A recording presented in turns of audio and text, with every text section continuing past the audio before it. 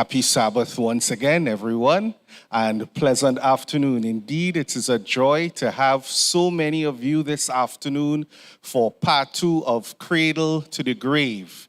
And no doubt we will be blessed as we were in this morning's session. And to just start us off, I'll just invite us to stand and invite the Lord's blessings. Let's bow our heads. Kind and merciful Father, we thank you, O Lord, for your holy Sabbath day, for being able to reflect, for being able to be fed upon your word, and for our minds to be lifted higherwards in terms of health-related matters, therefore, Lord. We ask, O Father, that as we are about to start part 2 of this program, that the information that would be disseminated would indeed be very useful to us, and we would act upon it, dear Jesus. We pray for those that are on their way. We pray that they can come here safely and be blessed, and those that are online, that they also be blessed. Be with the presenters as well as they lead us in these discussions. In Jesus' name, amen. Amen. You may have your seats.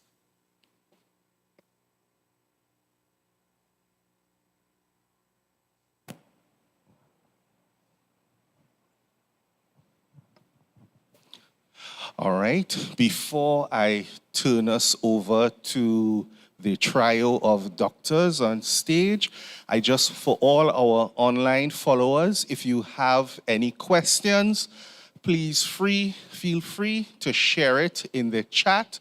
We'll pick it up and we will pose your questions to the doctors. So those who are following online, just type it in the chat and we will share your questions. So at this time, I turn us over to Dr. Agard and his associates. So welcome back, and I know this morning was a whirlwind. There's lots of information, and we are here to give you more information. But foremost, we want to be able to answer your questions. Whenever I do forums like these, and I do it like all across the United States for some of the major organizations, some of the mega churches who are not even Seventh-day Adventist Church, they have me as one of their foremost presenter of information. But the key is that once you came here, you should get information that will change your life. And that's the goal of what we do. We give information so that you can make an informed decision. All right, so again, we appreciate you coming to listen to what we have. I always say a church must be relevant for its community. So to the pastor and all the organizers of this program, again, you're doing what God says so that you are providing an avenue where people can have information that they can improve their health. I just want to say a shout out to a good friend. We work together with Rosie, and right next door is Rosemary.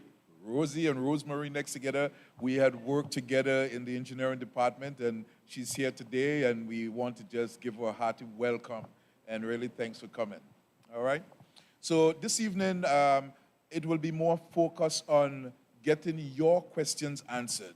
But we know it's a short time to give information, so I'll just give a brief overview on cancers, because the majority of people, actually, if you put all the cancers combined, every year, like in America, and I'm using those because, America because the statistics are similar in the Caribbean, and probably Trinidad is no different. It's a Western type of culture.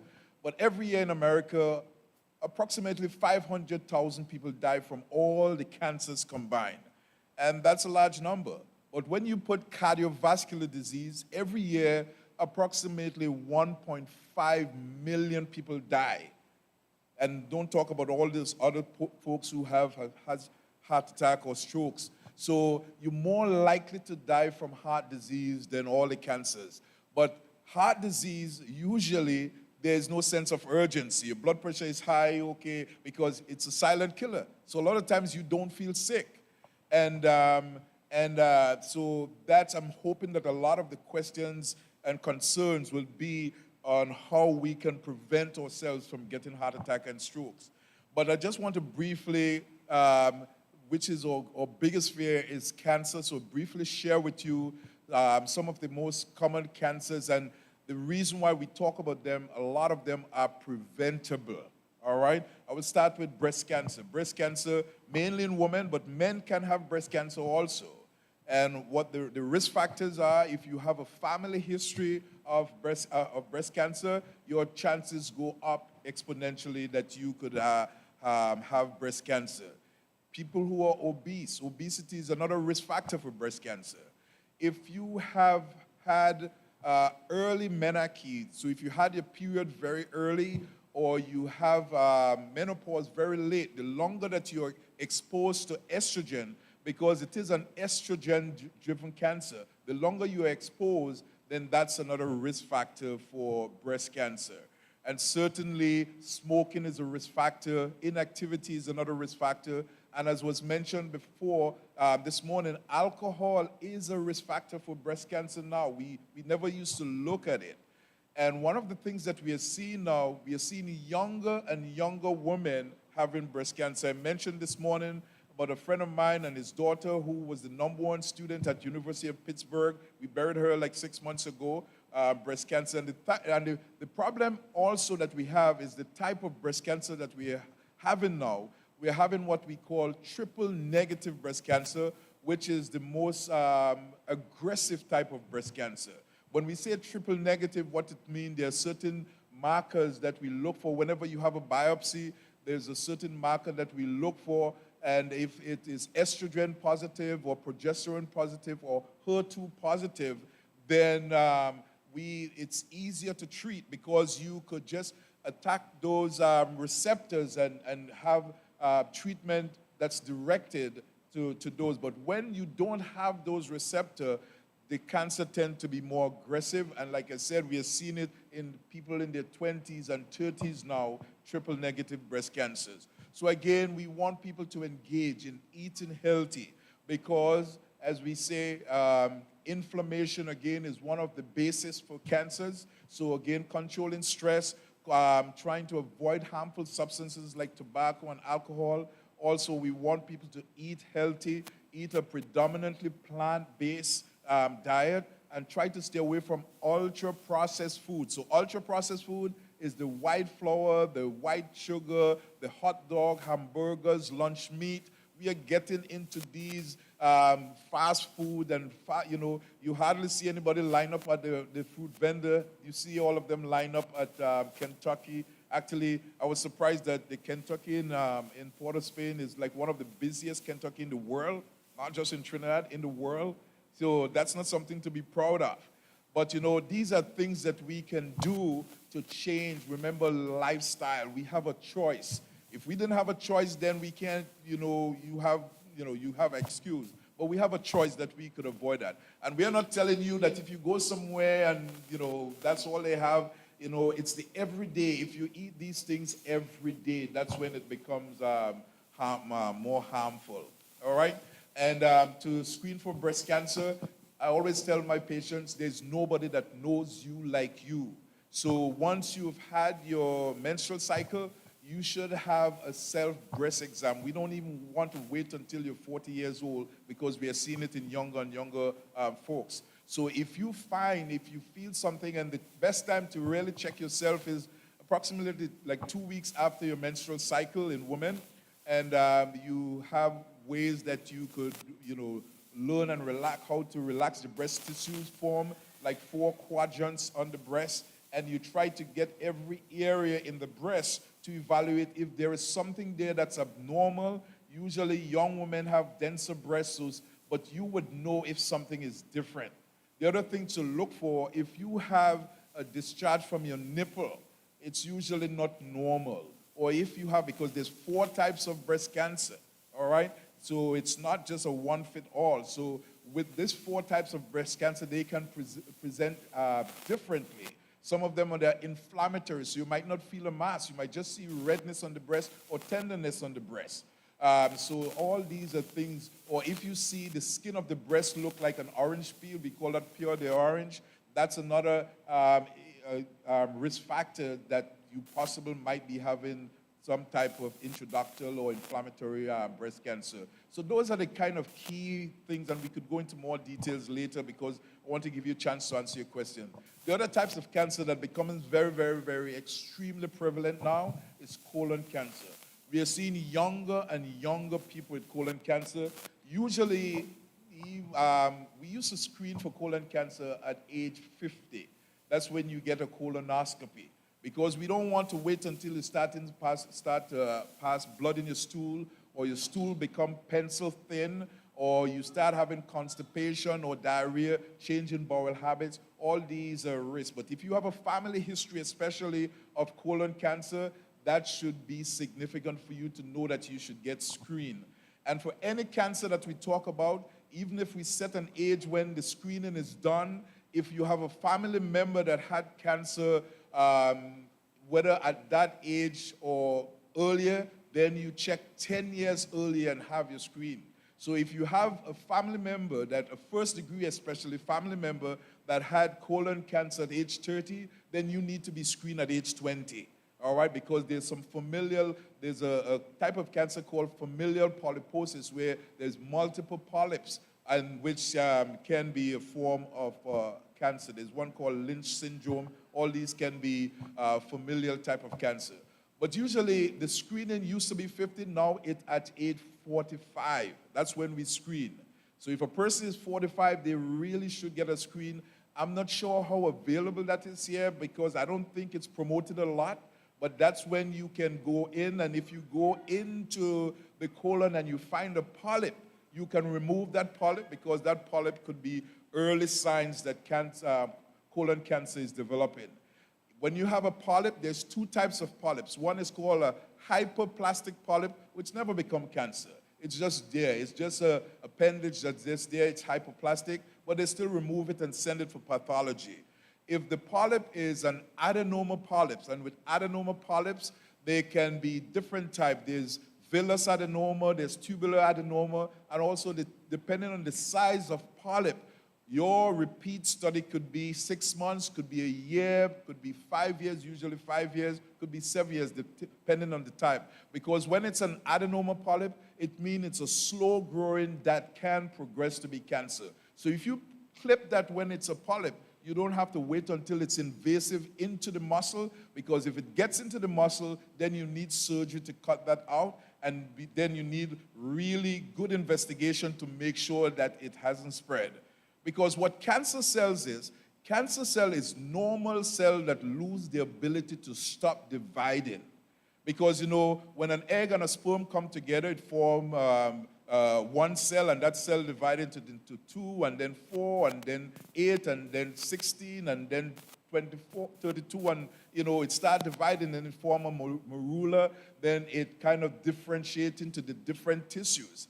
And what happens, sometimes you get exposed to what we call some carcinogen, whether it's through the food that we eat. And even if you're vegetarian, you can't escape, because even if you eat lots of fruits and vegetables, you don't know, if you're not planting them yourself, you don't know if the farmers spray these with any kind of chemicals that could be carcinogenic. You just don't know. And that's why when we pray, we are not just thanking God for providing the food, but we're asking Him to protect us from what we eat. Because there's so many different risks. So the more risk factors you have, a cell can change, the DNA of the cell can change, and when it does that, it loses the ability to stop dividing, so that cell becomes immortal. And that's how cancer is born. And once you have a cancerous cell, piece of that cell can break away and could go set up shop in different organ systems, and that's when you have what we call metastases. So if you have cancer cell and you pick it up very early, you stand a very good chance of 100% cure. All right? So we normally screen by having a colonoscopy, but even if you're not at the age of having a colonoscopy and you see any blood in your stool does not mean that you have cancer. It could be that you have hemorrhoids, or you could have something called diverticulosis, or you could have AV malformation. There are other factors, but you want to make sure that you get evaluated. And even if you're not 45, most likely a gastroenterologist would do diagnostic studies to make sure that you don't have cancer, because we are seeing younger and younger people also with colon cancer. Actually, as of even this week, there's research now that is showing that, before we used to not really be sure why a person developed colon cancer, but we are coming closer to getting information that relates to viruses, and we are seeing a lot of the ultra-processed food. This week's study shows that there's some foods that we eat that could be harmful to your gut biome, and when it harms the gut biome, and they're seeing that now, that from age, they think that damage that leads to cancer start around age 5. So when we are feeding the kids or children with a lot of these, it's an easy way to just give them the candies and the cookies. And I'm not saying I'm a saint, and sometimes as a grandparent, I just love to help them to be happy. But we have to start thinking. We have to start thinking, because this is research that came out this week, where we are seeing there's changes in some common bacteria in the gut that form a toxin that damages the DNA, and they think that damage is start from age 5 years old. So again, from early, let us start to encourage our kids to eat healthy, increase their plant base, so that you could find the process to remove inflammation and help to build healthy cells. The other type of cancer, I'll be remiss if I don't talk about it, but prostate cancer only in males. Women don't have a prostate. It's only in males. And again, we are seeing younger and younger people with prostate cancer. We usually screen at age 40. That's when we do, there's 2 tests that we do. One is called a PSA, which stands for prostate-specific antigen. It's a tumor marker, but it's a test that's very sensitive but not specific, because the value that we look for in the PSA, normal PSA should be less than 4. But you could have a PSA that's 1 and have prostate cancer, or you could have a PSA of 12 and not have prostate cancer. So because of that uncertainty that we don't know, that's why we recommend every year after age 40 to have it checked, because what we look for now is the velocity, the rate of rise. So if in 1 calendar year, your PSA goes up by more than 0.8, statistically, that's significant. So again, try to stay on top of it. Many of us older physicians, we still do the digital rectal exam, because again, if we feel a hard nodule, because you could have a normal prostate, normal size, and normal PSA, but if we feel the nodules that's hard, that's tender, or if in the PSA is the size of a walnut, if we find that it's uneven, then that's kind of would prompt us to be more aggressive to try to chase it down, because it's one of the cancers, again, if you pick it up early, it's 100% curable. We don't want to wait until it's metastasized or out of the capsule, because that's when the treatment is more harmful and more, more difficult. So again, we are here to answer any question that you have. We hopefully questions could come up about obstructive sleep apnea, which obstructive sleep apnea, it's a common condition that a lot of people miss. It can actually, if you have high blood pressure, one of the risk factors could be obstructive sleep apnea. And how you diagnose obstructive sleep apnea, usually people that snore, but not every snoring means you have obstructive sleep apnea. But if you have sleep apnea, it needs to be diagnosed, because it can lead to right heart failure, it can lead to atrial fibrillation, which can lead to strokes. So these things need to be addressed. Don't just take it for granted. And something can be done about it, because weight loss cures it. All right, so again, this is just a brief overview. I will have my other colleagues introduce themselves, and then we'll take questions.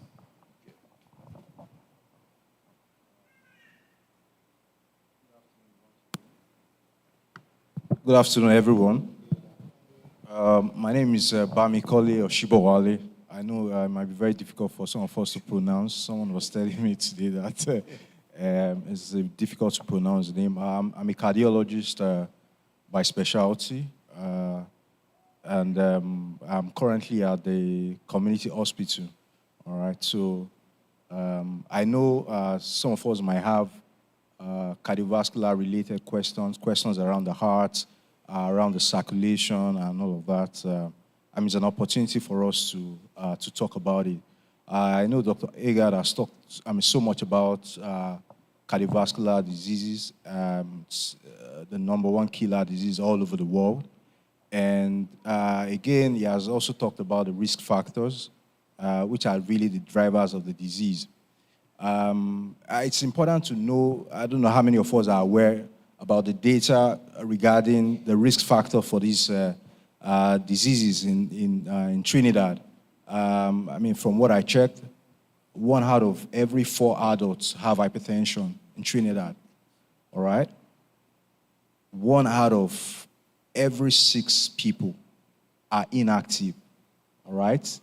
And they are obese or overweight. And then 1 out of every 10 people have diabetes. Now, the other time I talked so much about us knowing our numbers, and you don't know your number until you check. You can't look at someone and say you have high blood pressure, all right? You have to check.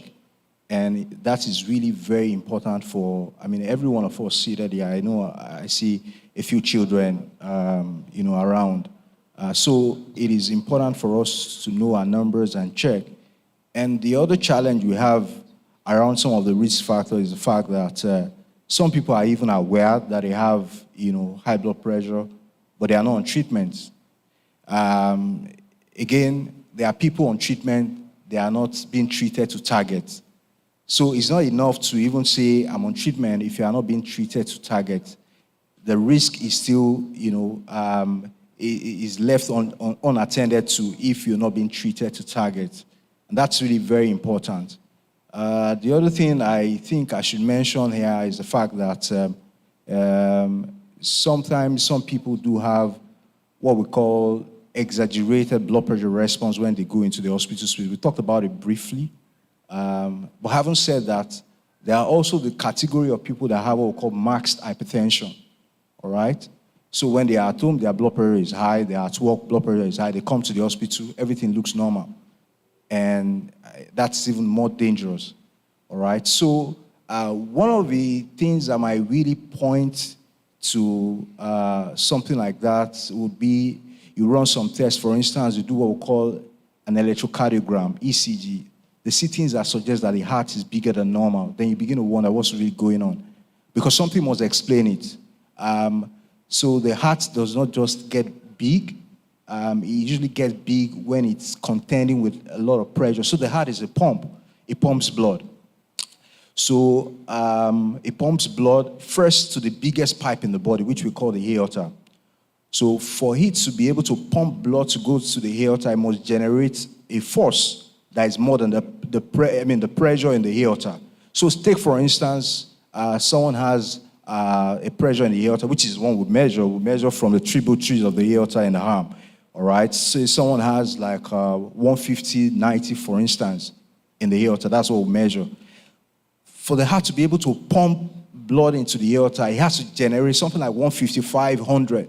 So when the heart does that over time, it gets bigger than normal because its content is like you're doing a weightlifting, exercise. So it gets bigger than normal. So, and, people begin to develop what we call the hypertensive heart disease. The heart muscle is, thickened for what we call the left ventricle. That's the biggest or the thickest muscle in the heart.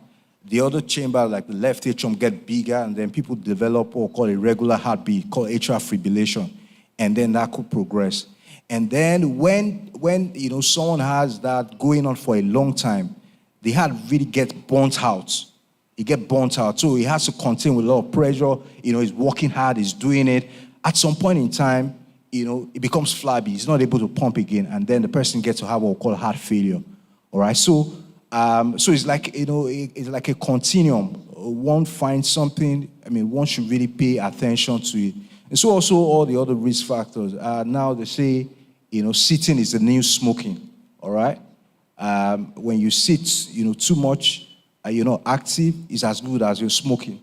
All right, so because that also, increase, the risk. It increase, someone's cardiovascular risk.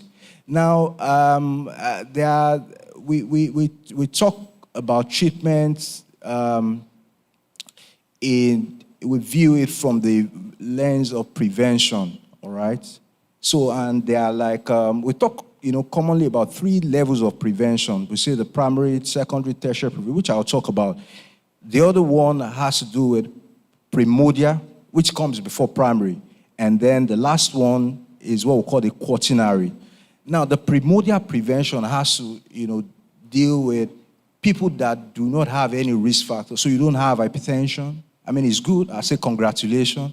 You're not obese, you're not overweight. I mean, that's really very good. You don't smoke, you don't take alcohol. At that level, what you really need is what we call primordial prevention. And the strategy is really the same. The strategy is the same as what we have talked about, a diet, physical activity, with exercises and all of that. That level, one can actually, do prevention. Now, for those that require primary prevention, there are those that already have the risk factors. So someone has hypertension, has diabetes, is obese, all right? Those are the people that require primary prevention. And primary prevention would require that you get proper treatment for those risk factors. So the hypertension is well managed. Your blood pressure is controlled optimally. Your blood sugar is controlled optimally. Your A1C less than 7%. All right. Your weight is managed. Aggressively. When I say aggressively, it means that you're really doing something about it. If they say, "Oh, there's some magic one at weight reduction. You take this pill, your weight will come down," I can tell you for free that is a fluke, because for someone to really lose weight, it means that you have to be, consistent with lifestyle changes and exercise, and ensuring that you have a negative energy balance. And some people wonder, I don't eat so much, but you don't eat so much. You also do not, engage in enough physical activity, because for you to lose weight, you must have a negative balance, meaning that you must be burning more than you're taking. So if you're not burning and you're not taking so much, you can still have positive, and you even still be adding weight. All right? So that is really very important about weight reduction. So managing the risk factors would entail you doing primary prevention. Now, the other one is secondary prevention, which is also very important. It talks about early diagnosis, early diagnosis and treatment. Sometimes people have, funny symptoms, chest pain. I was talking about chest pain earlier in the day. Just feel, it's really not important. Until you check, you can't say it's not important. One of my trainers will say, if you go out, maybe like we're in church now, and you get back to your house in the evening, you open the door, you hear some funny sound. I don't know how many of us there will just go to bed and sleep without checking. Yeah. So you check first, all right? When you check, and maybe you see a rat, you say, "Oh, okay, it's a rat," then you can go and sleep. But you didn't check, you can't just go to your bed and say, "Oh, all is well." So if you see something unusual, that's like, the best time to really take care of it. You see something unusual, you have some shortness of breath. I know, I don't know how you operate here. Back home in Nigeria, where I come from, people get to have, all manner of explanation for it. It's just, say it's heartburn. People have what feels like heartburn, and they're suffering an heart attack is really going on. Or I say it's just a heartburn. Or they say, "Oh, no, it's not something important." Or they have a ankle swelling. Yes, it's not all the cases of ankle swelling that is really very significant. There are about 5 things that would give people ankle swelling. It could be a heart problem, it could be liver problem, it could be kidney problem, it could be related to medication, and also it could be due to pipes, issues with pipes in the legs. All right. So, but before you say no, it's not important, you check first. When you check, you can't find anything. Then you can, you see, a physician that explains to you that you'll be able to look at everything and say, "Okay, all is well." Then you can say, "Oh, everything is fine." So that's secondary prevention, early diagnosis and treatment. All right. The next one is the tertiary prevention, which is also very important. These are people that already have, heart disease, established heart disease. They have, an heart attack. They had a stroke. It talked about one of the things that is really very important. We talked about LDL targets. You want to make sure that those people have their LDL target, less than 55 milligrams per DL. So you do a very tight control for them for secondary prevention. All right. So even when they have normal numbers, those people, they will still need to be on, certain medication, aspirin, statins, for that category. Now, the other one that I think is also important to mention is what we call the quaternary prevention.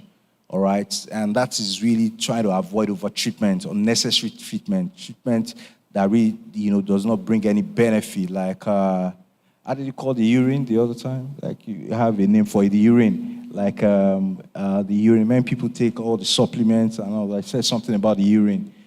Expensive, yeah. So, so I mean, it is really very important. And you said something yesterday, which I think, I should talk about here. All right, that when people go online to search for, instead of going to search for supplements, if you have like an idea, maybe I have low calcium, I have low this, why not go online, search the food that really have high quantity of that nutrient, and then take more of it. That is really, more. I'd encourage us to do more of that rather than to be looking for these, looking for that, and all of that. All right. I don't know if questions are coming in already.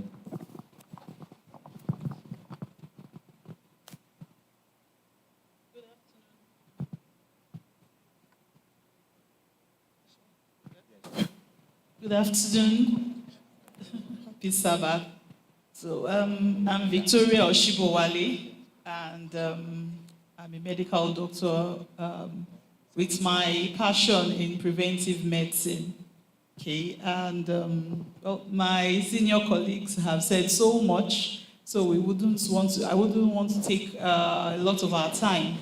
Okay, so I think more of what I'll say is this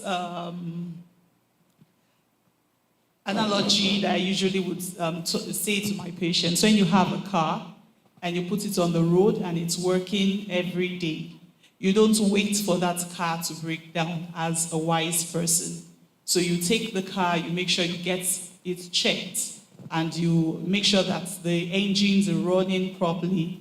And if peradventure anything is found out, the check is done quickly, and then your car is back on the road. So also the body system is like that car that you put on the road every day. You work so hard, you do so much, and then a lot of times we neglect the body. So we're here today to make sure that we enlighten people to key into preventive medicine, like prevent diseases before they actually come. And for those people that are already healthy, you stay healthy. You don't push yourself into the disease phase. And I hope that as the questions come, we'll be able to cover a lot of grounds. Thank you. So we can field some questions now.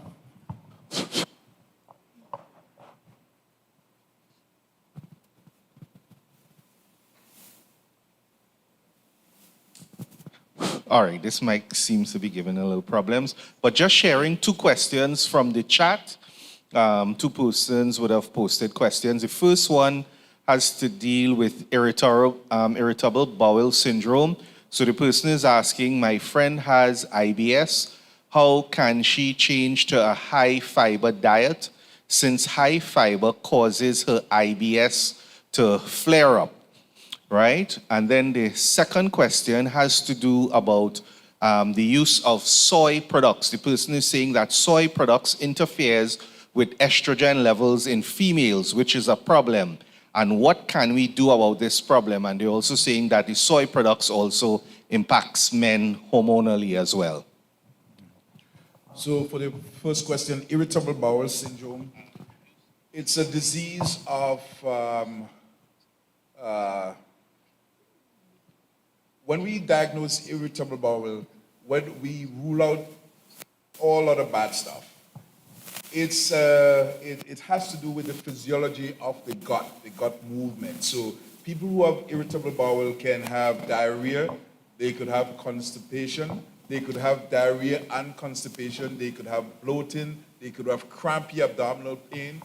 So usually what we normally recommend, if you Google something called a FODMAP, F-O-D-M-A-P diet, so you would recognize that, yes, we want it more like a low-fiber diet. A FODMAP diet would show you foods, even though some of the foods that we have, they're healthy, but we want to really try to avoid certain foods that would promote that problems. So it's very difficult to treat. What we normally do is people who have what we call irritable bowel with diarrhea predominance, again, we recommend changing the diet. We recommend increasing your exercise activity. Exercise helps. And if we have medicine for people who predominantly diarrhea, something called Bentil is a good medicine we use. If a person have constipation predominant, again, we like to recommend, really, if you Google what is a FODMAP diet, it's going to show you some food that you think, hey, these are healthy food, and the doctor says you should eat fruits and vegetables. But we are so, we are fearfully and wonderfully made. And because of sin, there is these diseases that affect us. So sometimes you have to make adjustment in how you eat, what you eat, when you eat, why you eat, to help to manage some of these. And managing stress, because irritable bowel can be exacerbated with stress, because when we eat, food goes into the stomach, it stays for 2 to 4 hours, then it goes into the small intestine. That's where all the nutrients are absorbed. When it gets into the large intestine, the purpose of the large intestine is to reabsorb that fluid, and then the stool comes out firm. For some reason, in some people, that whole process of peristalsis is obscured, so you have irritable bowel. So again, there's certain dietary recommendation and there's certain medication that we can give. But overall, I would say it's one of those difficult diagnosis to make. We always call it's a diagnosis of exclusion.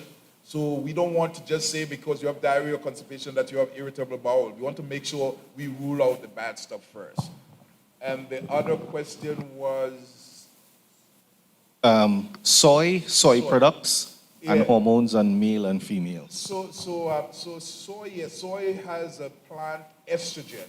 And if we are saying that breast cancer is estrogen driven, at 2 years ago, we would advise women who have breast cancer, not a history or family history, but if you have history of breast cancer, to avoid soy products, because soy has plant estrogen. So you really try to avoid any type of estrogen.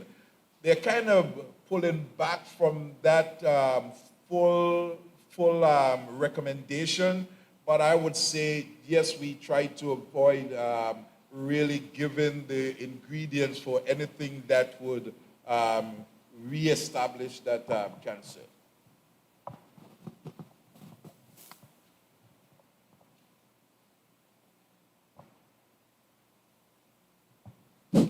Right. Afternoon, doctors.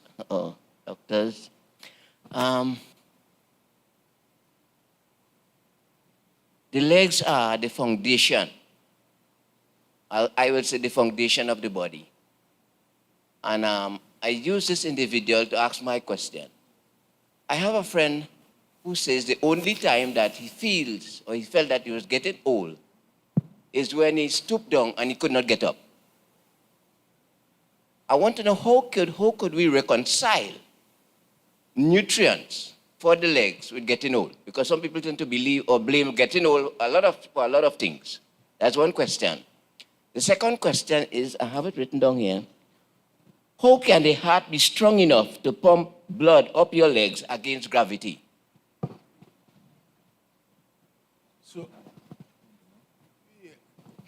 So the first question is the person, when they bend down, just kind of clarify that again.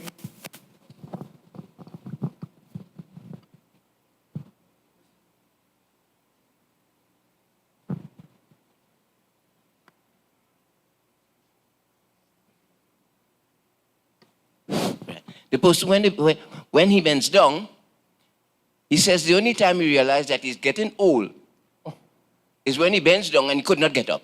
Okay. So I want to know, how can we reconcile getting old with nutrients that might be needed for the legs? All right. So it's not just the nutrients. That's a very interesting question. Recently, there's a study that shows that there are 2 ages in Western society that are important. The first age is when we turn 40. That's when a person here, we realize we're no longer teenagers. And then we no longer even young adults. You know, when you turn 40, you are an adult, okay? And then the next age is when a person turns 60. And it's really a Western type culture that promotes that. And the last time that we were in, because when you turn 60 now, actually in Trinidad, when you retire at 55, I think. So when a person starts approaching that retirement age, our sense of aging start to build up, which we don't like at all. You know, you start hearing people talk about I'm a senior citizen, you're getting ready for retirement, and you know, so you start kind of slowing down. We don't like that. I was in Kenya in November. We went and take a medical mission to the Maasai people. The Maasai, if you know the Maasai, they're very tall people, and they're known for jumping. And what we noticed, the Maasais that were 77, 78, 79, getting into their 80s, they were jumping as high as the 15-year-old and the 17-year-old. The reason being, they never stopped jumping. All right? So we start getting into that age where we really start thinking of old people, senior citizen, and so we're glad for the different discount. We go on the bus free and we get, you know, but continue to walk. And that's why I say a body in motion stays in motion. You will be surprised to know. Remember, you guys know Granny Luces who used to run marathons? Yeah. Up to very, very old. So right now, so when I saw that, because I was very athletic, you know, I played cricket. Actually, I didn't want to go to America because I was very, very good at cricket. You know, the only thing why I didn't, because I was heading for the West Indies team. I used to go to church. I used to put my gear, I teach Sabbath school, then put my gears in my car. Only revealing that now. I used to put my gears. I used to play for Caroni Conquerors, and I go on Sabbath and not enjoying myself at all. You know, and even at one point in time, I gotten called to play for the West Indies youth team when Joseph Dakai, and I play against Bonajula, and I really love cricket. I didn't want to go to America, but stay active. So I still played tennis, I still swim, I played college tennis when I went to the US. So stay as active, interact with, that's why God gave you grandchildren, run after them, jump on the whatever. Since I came back from Kenya, I am jumping like crazy. All right, so continue to jump. When you use the muscle, you know, if you don't use them, you lose them. And that's when we start developing swelling and back pain. And just in terms of some of the condition where we have people have arthritis and all these different things. Now, one of the most common cause for disability around the world is back pain, low back pain and neck pain. Now, the body has the nervous system, which you have the central nervous system, which is the brain and the spinal cord all the way down to your tailbone. And then you have, that's the central nervous system, then you have the peripheral nervous system. Because every single muscle in your body, in order for it to function, it must be stimulated by a nerve. So the spinal cord runs in a protection we call the vertebrae that form the spinal column. So we have the cervical spine, the thoracic spine, the lumbar spine, the sacral spine, and the tailbone, which is the coccyx, all right? In between the vertebrae, there's some discs. They're like shock absorbers. That's why we could bend, we could twist, we could turn in all different directions. Now there's some muscle called infraspinous muscle. These muscles holds the frame. You know, we are so fearfully and wonderfully made. God made us wonderful. The shoulder has the rotator cuff. The knee has all the tendons and ligaments and meniscus and all that stuff. That's the frame of the body. So in the back and the neck, there's this muscle called infraspinous muscle. If this muscle remains firm and taut, it prevents the disc from bulging.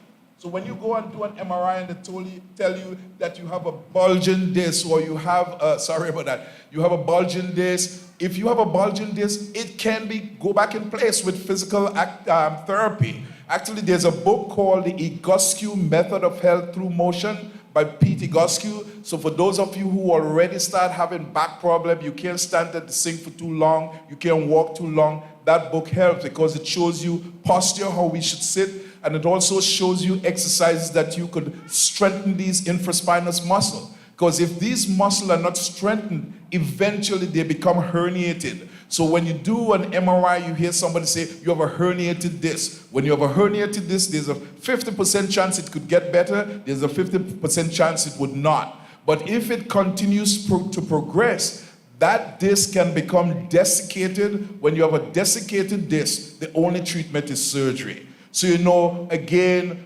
we need to get active. As was mentioned before, we really pushing people to get off of their seat and exercise. Because not only are you benefiting with your muscles, but you're also preventing all the cardiovascular disease. So stay as active as you can. We are serious when we say, when you sit for a long time, it's like smoking. Recently, they found that even when a person exercises, if your job involves sitting a lot, it negates the exercise. It makes the exercise useless. That's how terrible it is. So really go out there and get active. I try to run 6 miles every day. Stay as active as you can. And since I came back from Kenya, I'm jumping like crazy. Yeah. Hi, good afternoon. There was another question, right?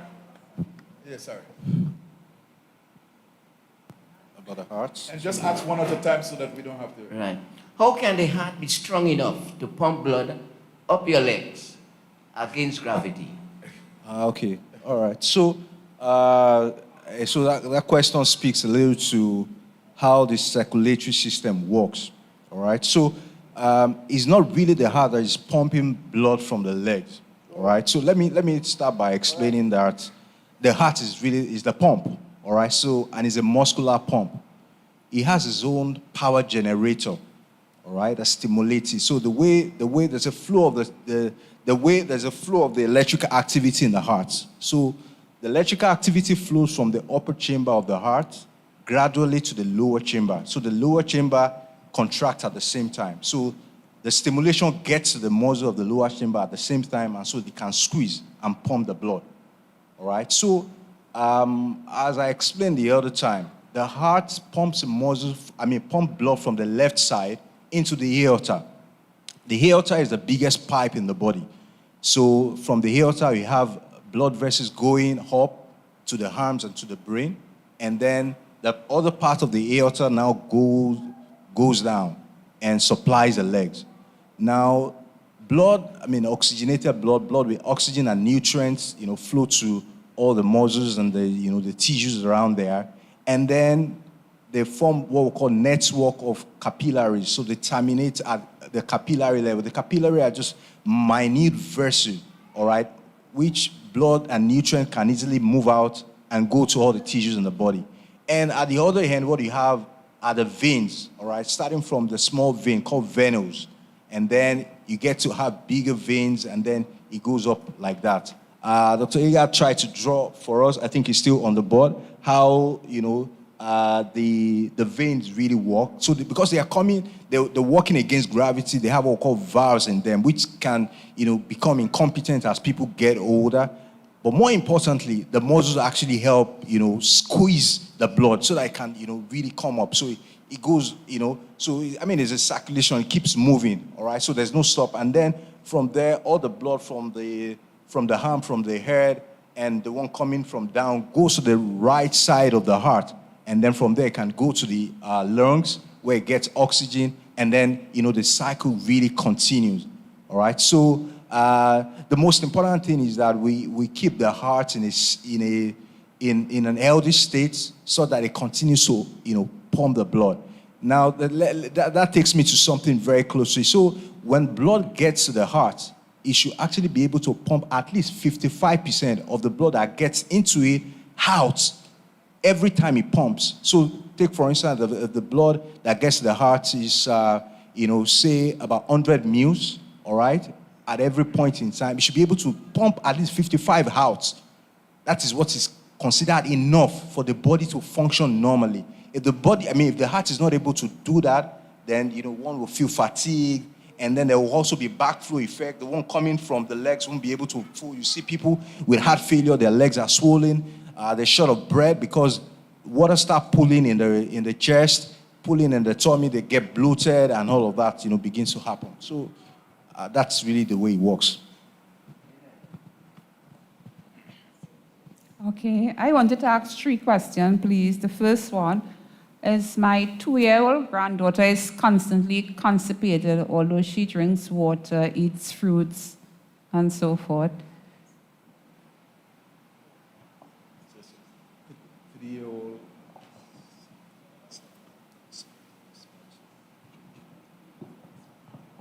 Okay, from what I can take from that, you're saying she still gets constipated despite taking water. Well, when I ask the parents, they tell me she does drink water, they do give her fruits, but to me, she's always constipated when she comes by me. Okay. Well, the most likely thing is also the diet. Okay, it's most likely the diet. Also, well, she's a child, so I expect that she should have good physical activity. Okay, so because it's not just the diet, you have, the diet, then the activity also, has roles to play in how, they get the feces out. Okay, so, well, if she's taking a lot of water and she's taking fruits and vegetables, you still have to look into the diet. Okay, then sometimes we have them not really, passing a lot of stool because the body is making use of much of what is coming in.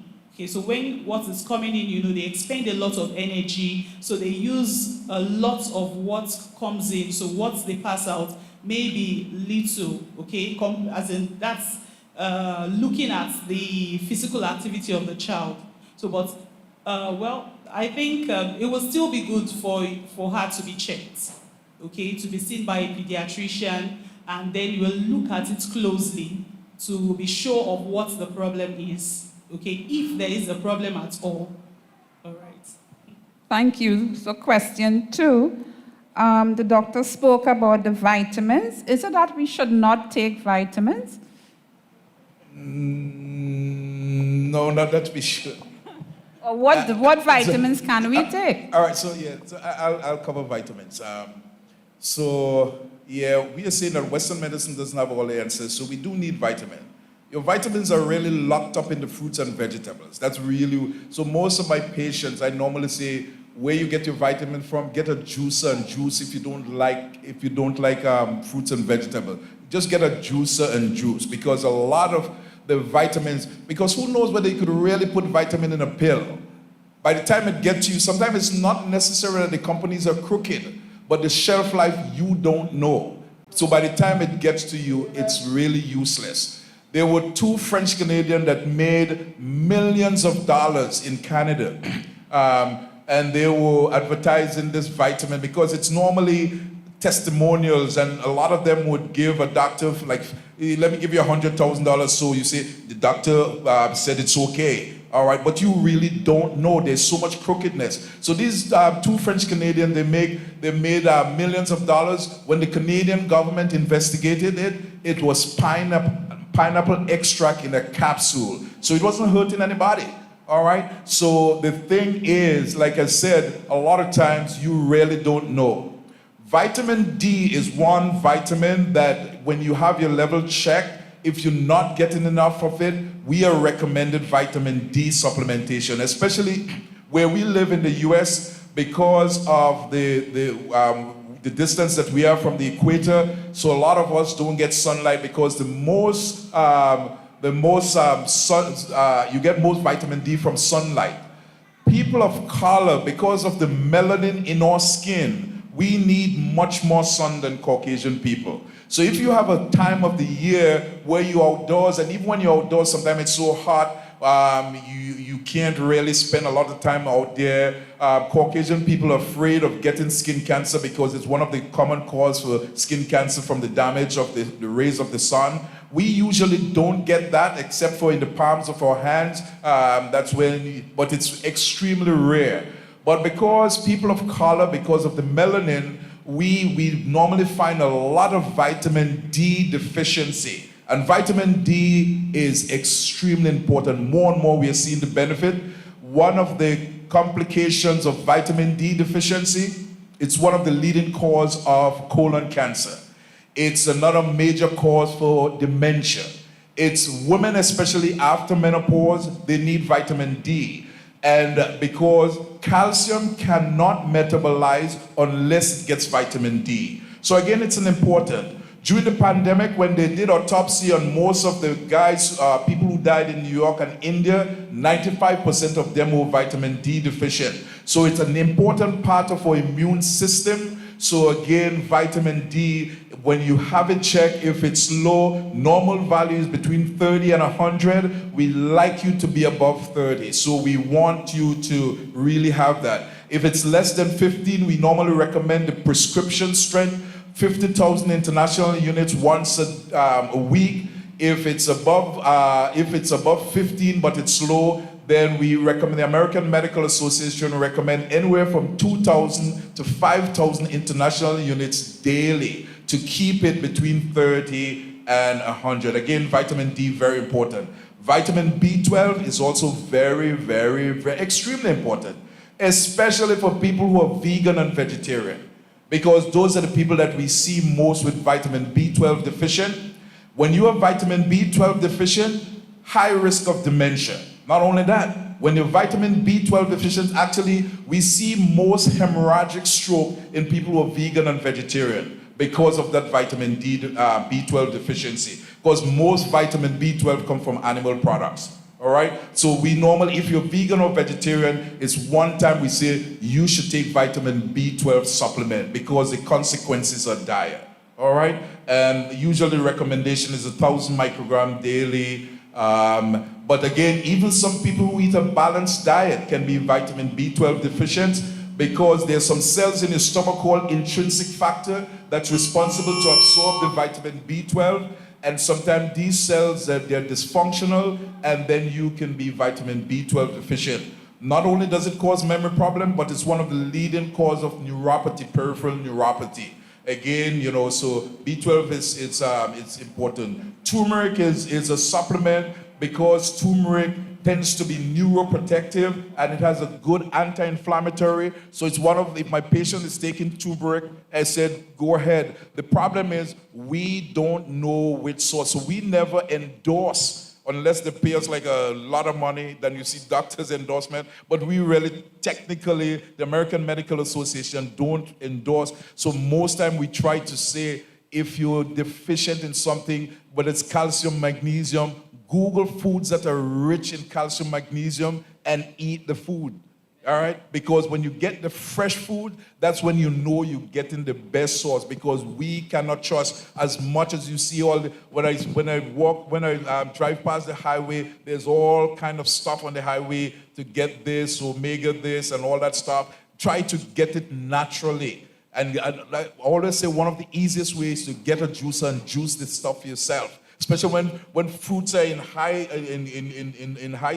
season. And another thing with fruits should really be eaten on an empty stomach, because when you eat it with any other kind of carbohydrates like bread and all that stuff, it can ferment. So really on an empty stomach is the best way that you absorb the fruit. So do your juicing and have a nice glass of fresh juice. And you know what we are saying, by the end of the week, you should have at least 30 different food sources. Eat the rainbow. God put it here for a reason. Eat the rainbow. Don't let somebody try to put it in a pill to you that when it comes, all you're making is expensive urine. You have a last question? I don't know.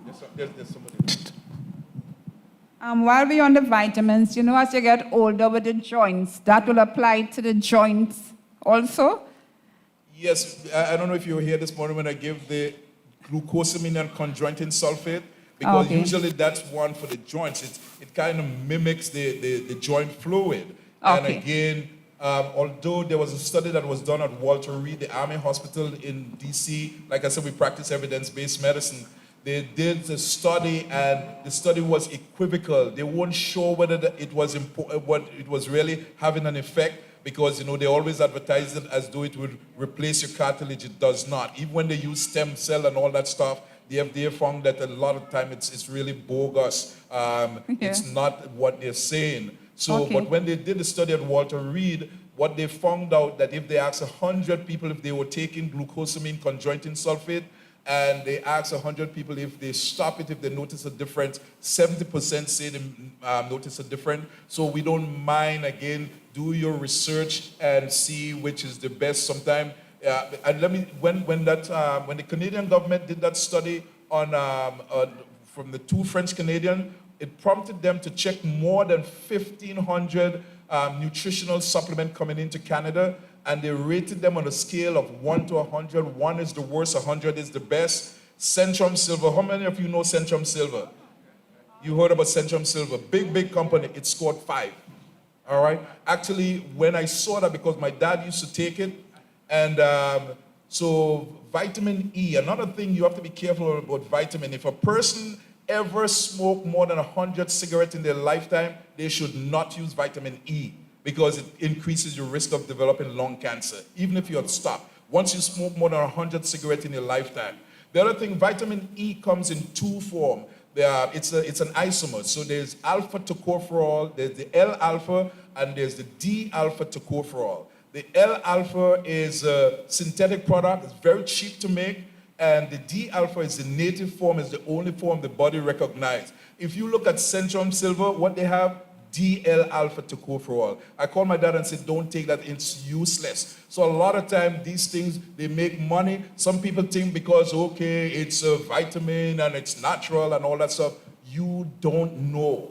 All right, so just be cautious of what you hear out there. Not everything that you hear, because that we're the age of not just information, but a lot of misinformation. So be careful. Recently, even Brazil nut. Brazil nut is now a big thing on Brazil nut. If you eat more than 2 Brazil nut a day, you have an increased risk of colon cancer. You know, because it has an ingredient, I think it's selenium or something like that. So not because something is natural mean that, and that's why our message from the church is always one of temperance. What temperance mean? The things that are good you use in moderation, and the things that are bad you stay away from it. So really, let's go and keep trusting the good Lord for. Okay. All right, the last question is directed to Dr. Nigeria. He stated, treated to target. Did you expand on that, or I'm not sure. Treated to target. I didn't quite get everything there. All right, so there are what we call target numbers for all the risk factors for cardiovascular disease. Take, for instance, we talked about LDL cholesterol.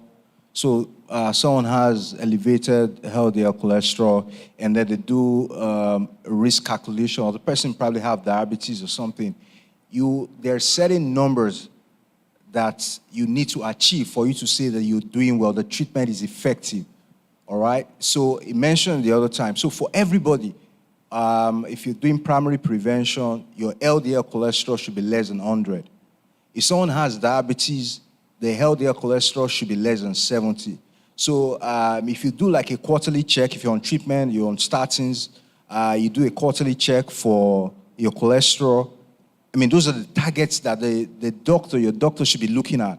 Are you really being treated to target? You're treating diabetes, all right? So you do a quarterly check of your A1C, is 8.4%. It means you're not doing well. So your physician needs to look at, all the treatment, lifestyle, your diet, and then the medication treatment. You're on insulin, you're on metformin, you're on dapagliflozin. Your doctor has to check everything, because if you're not being treated to target, then you're not doing enough.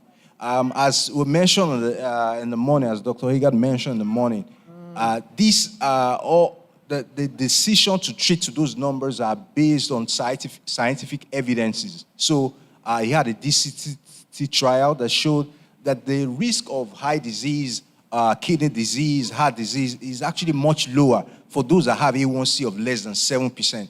So every time, a diabetic patient goes to see his physician, and you have a A1C test done, your attention should be on the number.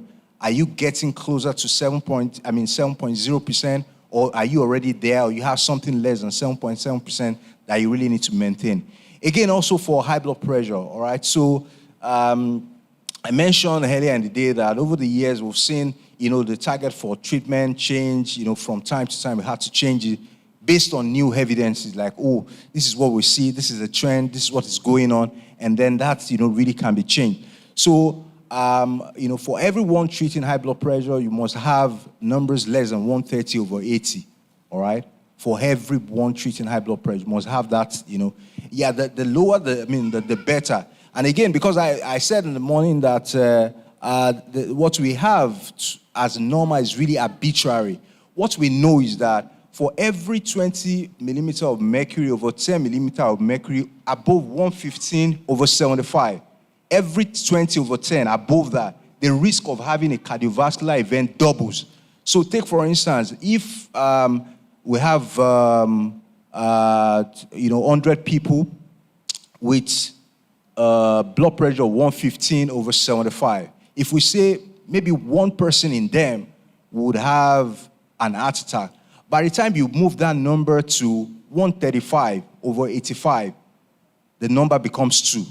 And it goes up and up like that, it continues to double. It continues to double like that. What we know is that the higher the numbers, the higher the risk.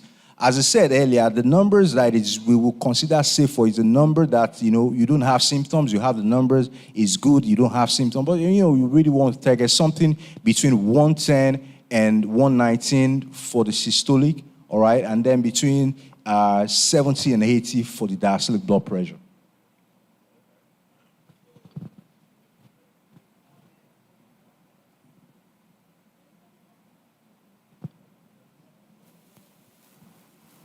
If you have pressure case and you have a heart problem, how do you take tablets?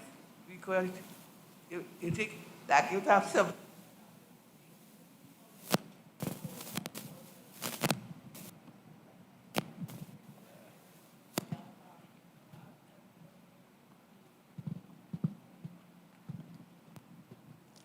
You have 7 set of tablets to take. How do you take it? You have pressure, you have heart. You had a heart attack. Do you take it in order?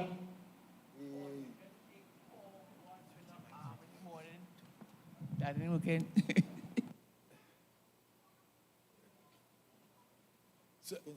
I think I got a question with well, I'm not saying you had a heart attack because we don't want to, you know somebody who had a heart attack.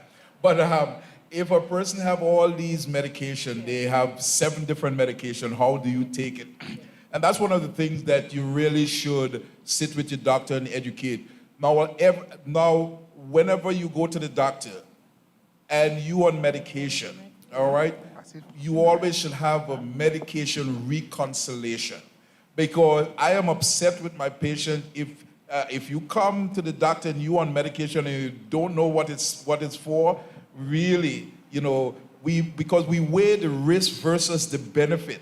And if the benefit outweigh the risk, because if you try all your lifestyle, and especially if you you already have the disease, because heart attack and stroke will kill you. A pulmonary embolism will kill you. And you don't want your family just find you dead for something that could have been prevented. So when the decision for you to have medicine, it is important. And that's why you can't just stop your medicine and say, well, look, hey, I'm feeling good. Because a lot of these things, they're silent killers. And each one of those medicines has their benefit. Whether it's an aspirin, because if you had a heart attack or a stroke, you need to be on an aspirin every day. Aspirin is the only medicine that has proven to prevent a stroke and a heart attack. Because that same plaque that forms, within a short period of time.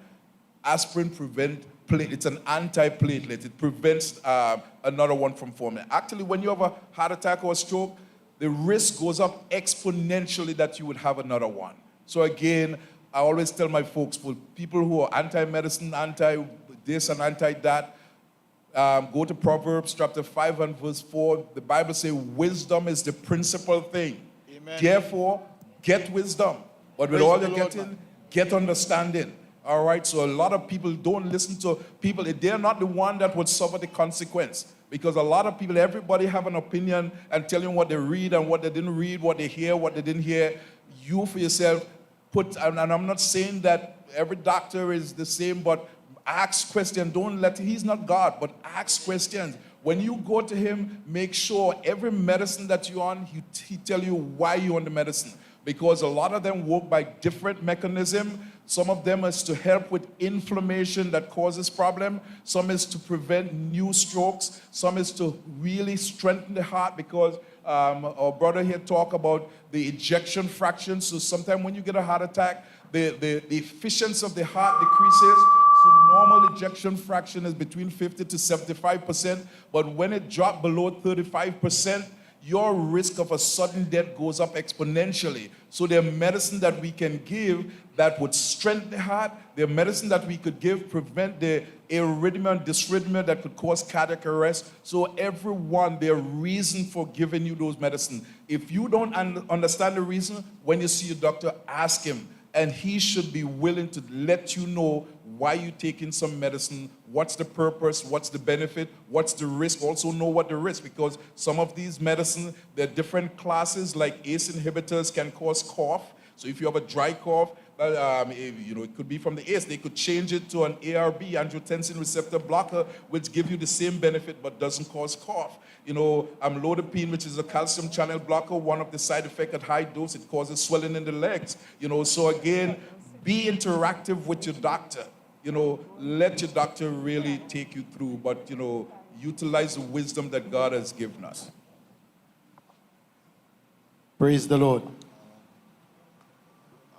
Thank you. Okay, so questions from the floor. Persons, Damien. Hold on. Persons you're limited to one question, and actually I have a backlog of questions from the online platform, which I want to get through, please. Before, just wanted to touch with respect to the aspirin. Some bush doctors will tell you, take a baby aspirin a day. This is for cases where someone has not had a heart attack. Is that advisable? And if so, what strength baby aspirin you should take, or aspirin? All right, okay, you want to... So, over the years, the teaching has really been that you have high blood pressure, you should be on aspirin. You're concerned about some cardiovascular risk, you should actually be on aspirin. But that changed, about 6-7 years ago. Now, aspirin is only beneficial for what we call secondary prevention, which I talked about. So someone has had a stroke, has to be on daily aspirin, and it's still baby aspirin, low dose aspirin, 75 milligrams once in a day, for the rest of his or her life.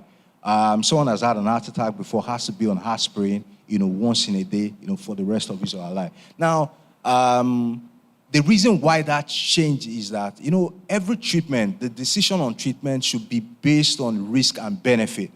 If the risk is more than the benefit, you don't do it. No doctor should, prescribe it. I mean, something would expose someone to more risk than the benefit. You don't really want to do it.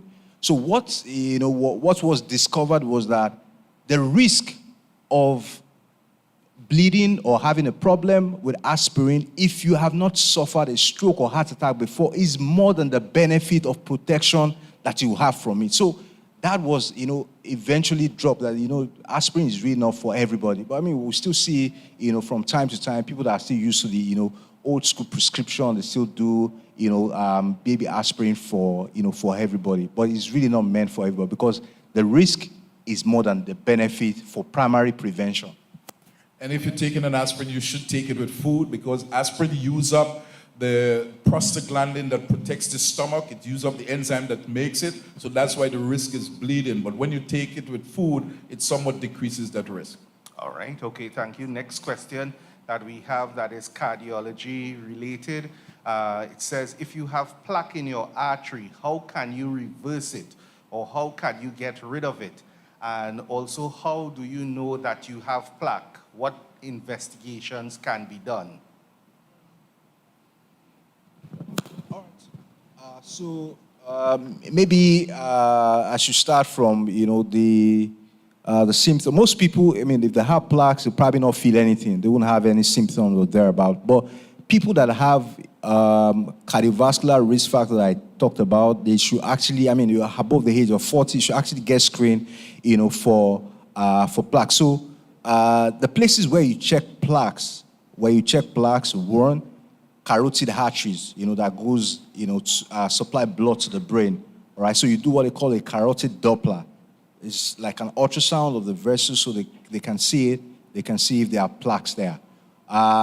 For the peripheral vessels, especially the ones in the lower limb, you do also what we call an arterial Doppler of the lower limbs. You can actually pick, plaques there. For certain people, based on their risk, they can actually do what we call a coronary CT angiogram, which would really give what we call a calcium score, and really tells us how bad or how important the plaques are. It's not every plaque that you really want to, go after. Don't forget, we already talked about that if someone has a plaque, it's as good as saying that, the person has an heart disease and should actually be on secondary prevention. So the person really should be on lipid-lowering medication, not essentially for lipid-lowering effect, but for some other effects, we call them pleiotropic effect of the cholesterol-lowering medication. They have anti-inflammatory property, antioxidant property, and again, it drew how the medication can actually help level the plaque and bring it down, ensure that all the bad stuff that are there are really cleared out. So these are some of the benefits that you have from that. So the way to know is by checking, and that would really be recommended in someone that has significant cardiovascular. So if someone has diabetes, for instance, above 50 years, the person should actually, get a Doppler ultrasound of the lower limbs, carotid Doppler, and all of that, done. Yeah. Okay. Second question, cardiology related. Some suggestions, please, to help prevent and manage further spider or varicose veins in the legs for females 40 years of age. Some people actually is not only seen, in the elderly. Some younger people really, could have it. It could be due to incompetent veins. Again, we talked about the fact that you really need to be active. But by the time someone really develops a varicose vein that's really obvious, it really shows that the veins are really quite incompetent. And the procedures that can really be, it probably be for cosmetics. You really don't like to see it there. They do what we call ablative, treatment. They just ablate the vessels and take them out. As we were told earlier in the afternoon, those vessels, they're really not very important. They're really not very essential because they're not carrying nutrients. And there are also bigger ones inside. Apart from the ones that are seen on the outside, there are bigger ones inside that help carry blood back to the heart. So, they can actually be ablated, be taken out, and, the person can really have, their fresh legs back. All right. Okay, so moving along quickly. Next question is there a preventative method for carpal tunnel syndrome? Preventative method for carpal tunnel syndrome. So if you get to the point where you develop carpal tunnel syndrome, the damage is already done. It's very common in people with diabetics, but what it is, the median nerve, where it passes under a groove, that nerve itself has been irritated. So the symptoms of carpal tunnel syndrome, you normally have pain or numbness on your big finger, and half of this finger. So if you're having symptoms there, again, if it's not treated, a lot of times what we normally recommend that you wear a wrist splint at night to take away the repetitive action. But if you still have symptoms and you start having the muscles here start deteriorating, you might need surgery. Surgery might be the only way to reverse it. But because it's a structural problem, so it's not something that you could eat or drink that reverses or relaxes it, because the damage is already done. If you have numbness of the little finger and half of this, it can come from what we call ulnar entrapment, because now we have all these fancy cars where we rest our elbow. You know, long ago, if you bump your elbow and you have that numbness going down your finger, we say you bump your funny bone, but that's ulnar entrapment. If you have numbness of all the fingers, it could come from your cervical spine. So we don't want you to self-diagnose. If you have the EMG and nerve conduction study that suggests you have carpal tunnel syndrome, it should also tell you if you're at risk for what we call denervation, because it might get to the point where there is no return and you end up with permanent numbness or permanent loss of use. So it's something to take seriously. But it's a mechanical problem. And again, if you can decrease the activity that causes a lot of motion, so people who use their wrists a lot, people who types a lot, if you can decrease that, it helps. And at night, you try to wear a wrist splint, which would limit you from doing this at night and irritating the nerve. Okay, we'll come to questions in the floor soon. Just want to clear the chat. Person is asking, do you know of any treatment for stage 4 breast cancer? They put breast to bones, to liver, to lungs. So that's what we try to avoid. I lost my sister, 57 years old, a year and a half ago. And she ate healthy, did all the right things.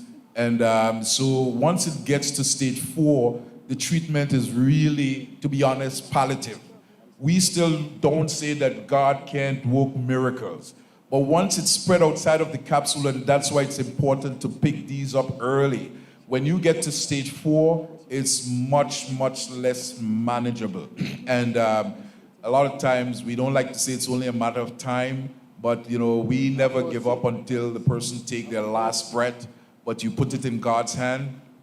And I mean, there are treatment protocols now that could extend your life with good quality of life, but and that's where the oncologist comes in. You try to eat as you know. Actually, a person like that should definitely go predominantly plant-based, not just go all plant-based. Try to eat healthy. You know, there's a lot of stuff out there with the benefit of soursop. Soursop does help with breast cancer. The dandelion root. There's a lot of different things, and I don't mind if a person play with these things. You really try to avoid any kind of fatty, like cheese and all that stuff. And even in your diet, you try to go. Even when you have your plant-based diet, don't overcook. You eat a lot of the raw vegetables. There's some research that suggests that it can extend your life with good quality of life, because at that stage you're really looking for quality of life. And thank God, God has blessed us now that really. In the treatment of these diseases, some people can have, comfortable, not be in pain. I have a patient right now in tremendous pain, but what we try to do is make her as comfortable as possible, still hoping for a miracle. But stage 4 cancer, especially when it's spread to the bone and other organ system, it's really a difficult one to treat. Okay, so just 2 questions to wrap up, and then we move to the floor. One, if you could just share the name of the book and the author that you quoted for the exercise. I believe it was for related posture and everything. Yeah. So when a person comes in and we suspect either neck pain with radicular symptoms, meaning pain going down the arms or down the legs. The same thing with the back, if it's going down your buttock, down your legs, and you have numbness and tingling. Anytime you have numbness and tingling, it's usually a nerve impingement. A lot of times people call and they think they're having a heart attack, but it's usually a nerve impingement. So then the best treatment is physical therapy. So this book, written by a Jewish guy, it's called The Egoscue, E-G-O-S-Q-U-E, The Egoscue Method of Health Through Motion by Pete Egoscue. Very good book. It shows you posture, how we should be sitting, and it also gives you exercises that you can do. If you also Google something called the Mackenzie procedure, the Mackenzie procedure also, when we refer people to physical therapy, those are treatment modalities that helps you to strengthen the infraspinous muscle. Because if you can do that, you can take away the pressure from the disc, and a lot of time, if it's just a bulging disc, the disc would go back in place. Okay. Last question. Person asked, can you use Metamucil for introducing fiber into your diet? Yeah, it is a good form of fiber for people who are constipated. And again, as we get older, we can have what we call slow transit constipation. That's why we recommend fibers, fiber. And there's two types of fiber. There's soluble fiber, that's responsible to remove inflammation. There's insoluble fiber. But Metamucil is a good fiber, but really try to get all your fiber from your plants. Metamucil is an alternative. You know, one of the food with the highest form of fiber, actually there was a study that was done. If you eat lentil peas every day, you can reverse your cholesterol. Lentil peas. It has the highest form of soluble fiber than any plant source. Actually, one of my patients, she's a famous writer in Philadelphia, Delaware area.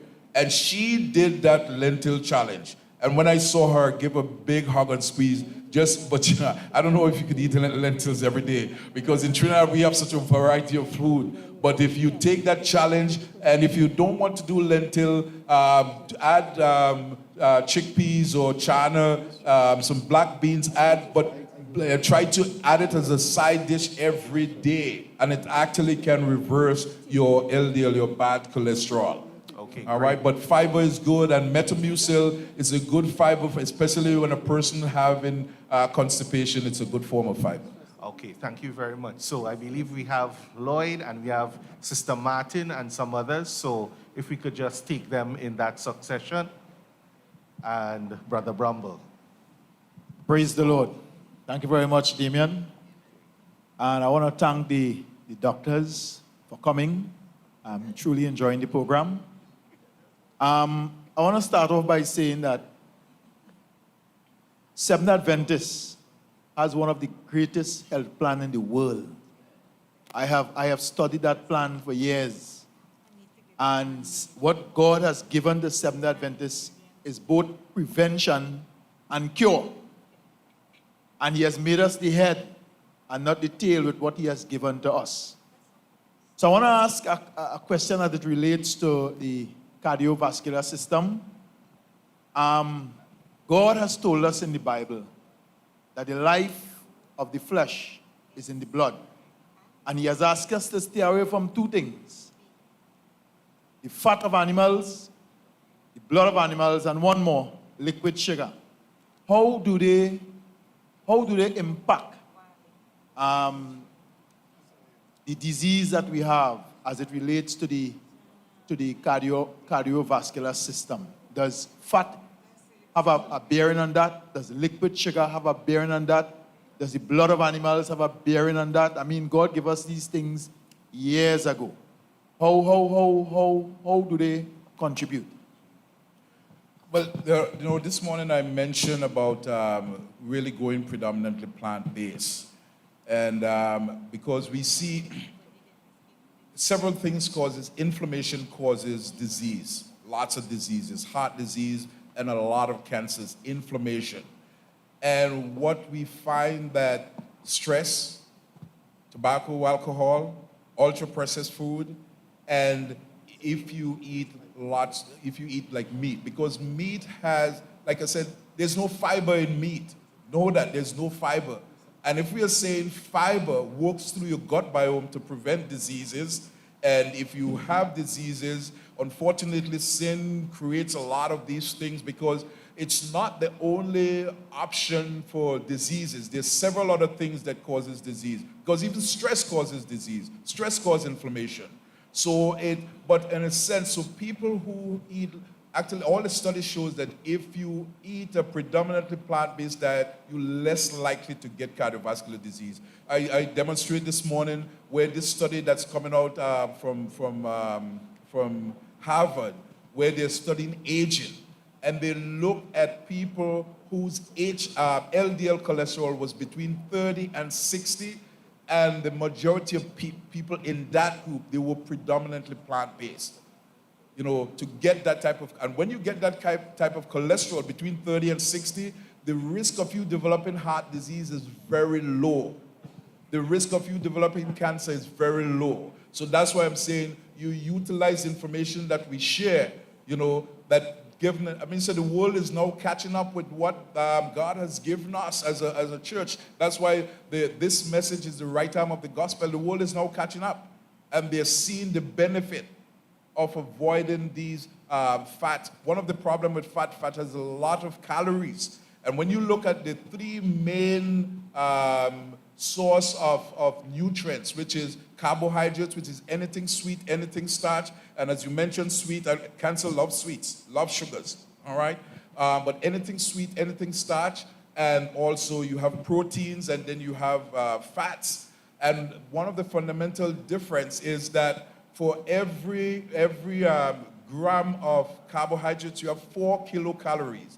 For every gram of protein, you have 4 kilocalories. But for fat, for every gram of fat, you have 9 kilocalories. And at the end of the day, the more calories you take in, if you don't burn it up, you store it as fat and as cholesterol, which is what leads to disease process. And that's why we are advising folks to really go predominantly plant-based. We're telling you to increase your exercise. Actually, I don't know if I mentioned, even with the prostate cancer, there's a study that shows if a male increases his cardio workout just by 2%, you decrease your risk of prostate cancer by 33%. And in women, if they increase their whole grain, instead of white flour, that process, if you increase your whole grain, you decrease your risk of breast cancer by 33%. So there are benefits of eating healthy. Doctors, thanks so much for the information we are receiving at this time. I have been for some time health confused because I try my best to eat well, exercise, most of the things you say, but sometimes I get symptoms of some strange things. For example, within the past 3 or so months, I've been feeling like my soles of my feet are burning me all the time. Just yesterday, I experienced where in the left breast, in the upper right section, there is a blood blotch, and it was irritating me. I saw it some time ago, but there was no irritation. As if, I don't know, little capillaries or something bursting under the skin, I don't know. So I'm saying sometimes I'm confused. I don't know what to do, trying to eat right and what have you. But I have another issue. When I retired some years ago, I had some, how should I put it, gut issues. So I did ultrasound and so on, and only to discover that the ultrasound showed that I had a number of, several intramural fibroids. Never had an issue of feeling pain or anything like that. Now, the question I want to ask concerning the intramural fibroids, because I was told, or fibroids, I think it's pronounced, I was told that it would calcify once you get to menopause and it will not be a problem. But recently, I find that it seemed to be a problem. So I have to go check on that as well. So, as I said, sometimes I'm health confused. How can you help me out? We don't want you to be confused. So there is what I want us to understand, that beyond how you live, there are multiple factors. So you could be a vegan, vegetarian, and still end up with cancer, all right? Because there's so many different environmental factors. On the other hand, I have a patient currently. She's 96 years old. She has been smoking cigarettes since she's 13 years old and still smokes, all right? There's some people who eat bacon and live to be 100 years old, all right? These are the realities. But what we have to do, every single individual is different. The environmental factors are different. That's why there's certain factors, including stress, including how you eat, what you eat, when you eat, why you eat, and certainly the genetics that plays a role. The things that you can control, the lifestyle that you can control, that's what you live to. In regards to your issues, in terms of the burning of the feet, certainly get evaluated, because burning feet, especially if it's bilateral, could be a sign of diabetes. It can be a sign of neuropathy from mechanical neuropathy from your back. It could be vitamin B12 deficiency. There's a host of other things that you can do. If they do diagnostic studies, including like blood tests, and it's negative, you can have an EMG or nerve conduction study to see if there is any problem with the nerve that feeds the feet. So there's several things that can go wrong. Other problems with the fibroids.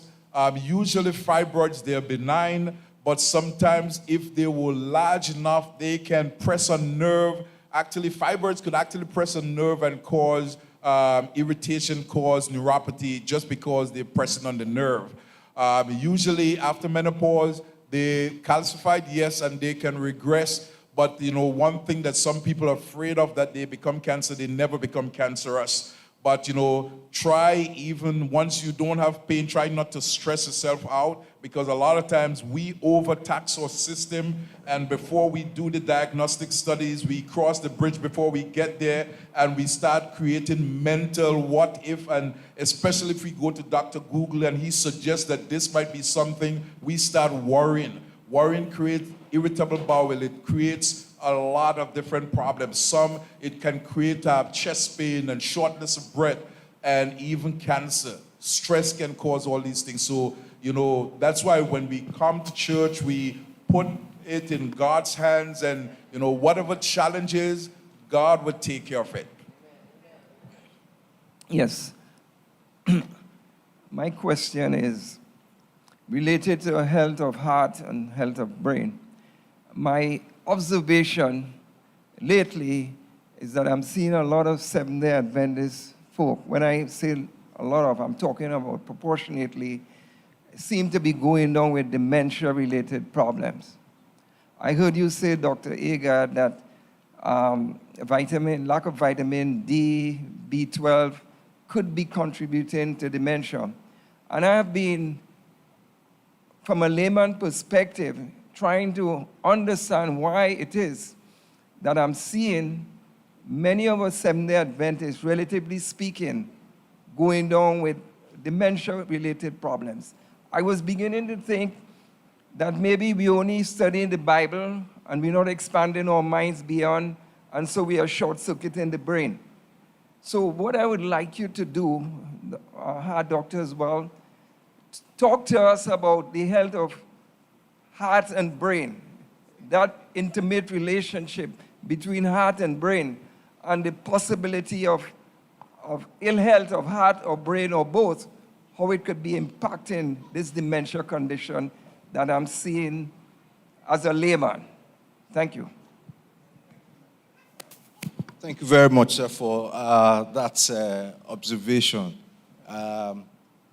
Observations at even the level of experts in the field, we will say that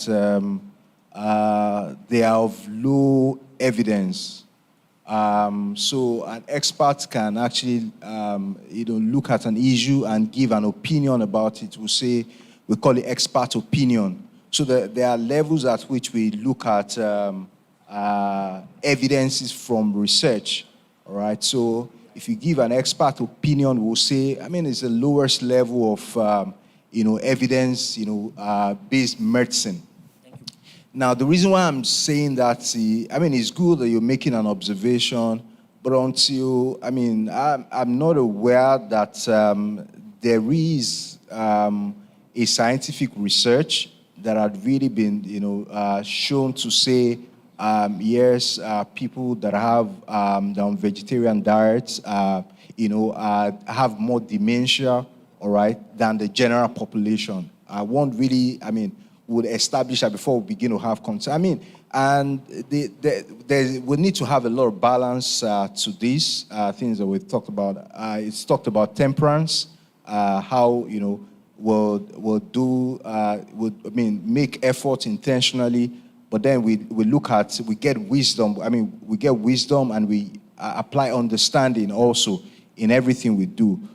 So I really, overall, all the research evidence we have will really suggest, benefit, consistent benefit than harm. Remember what I said the other time, any treatment decision, any advisory decision should be based on the risk and benefit ratio. If the risk is more than the benefit, then you don't want to do it. The benefit the overall benefit must be more than the risk. We've really talked about the way the heart and the brain really relate. It's still cardiovascular because the heart pumps blood that eventually gets to the brain.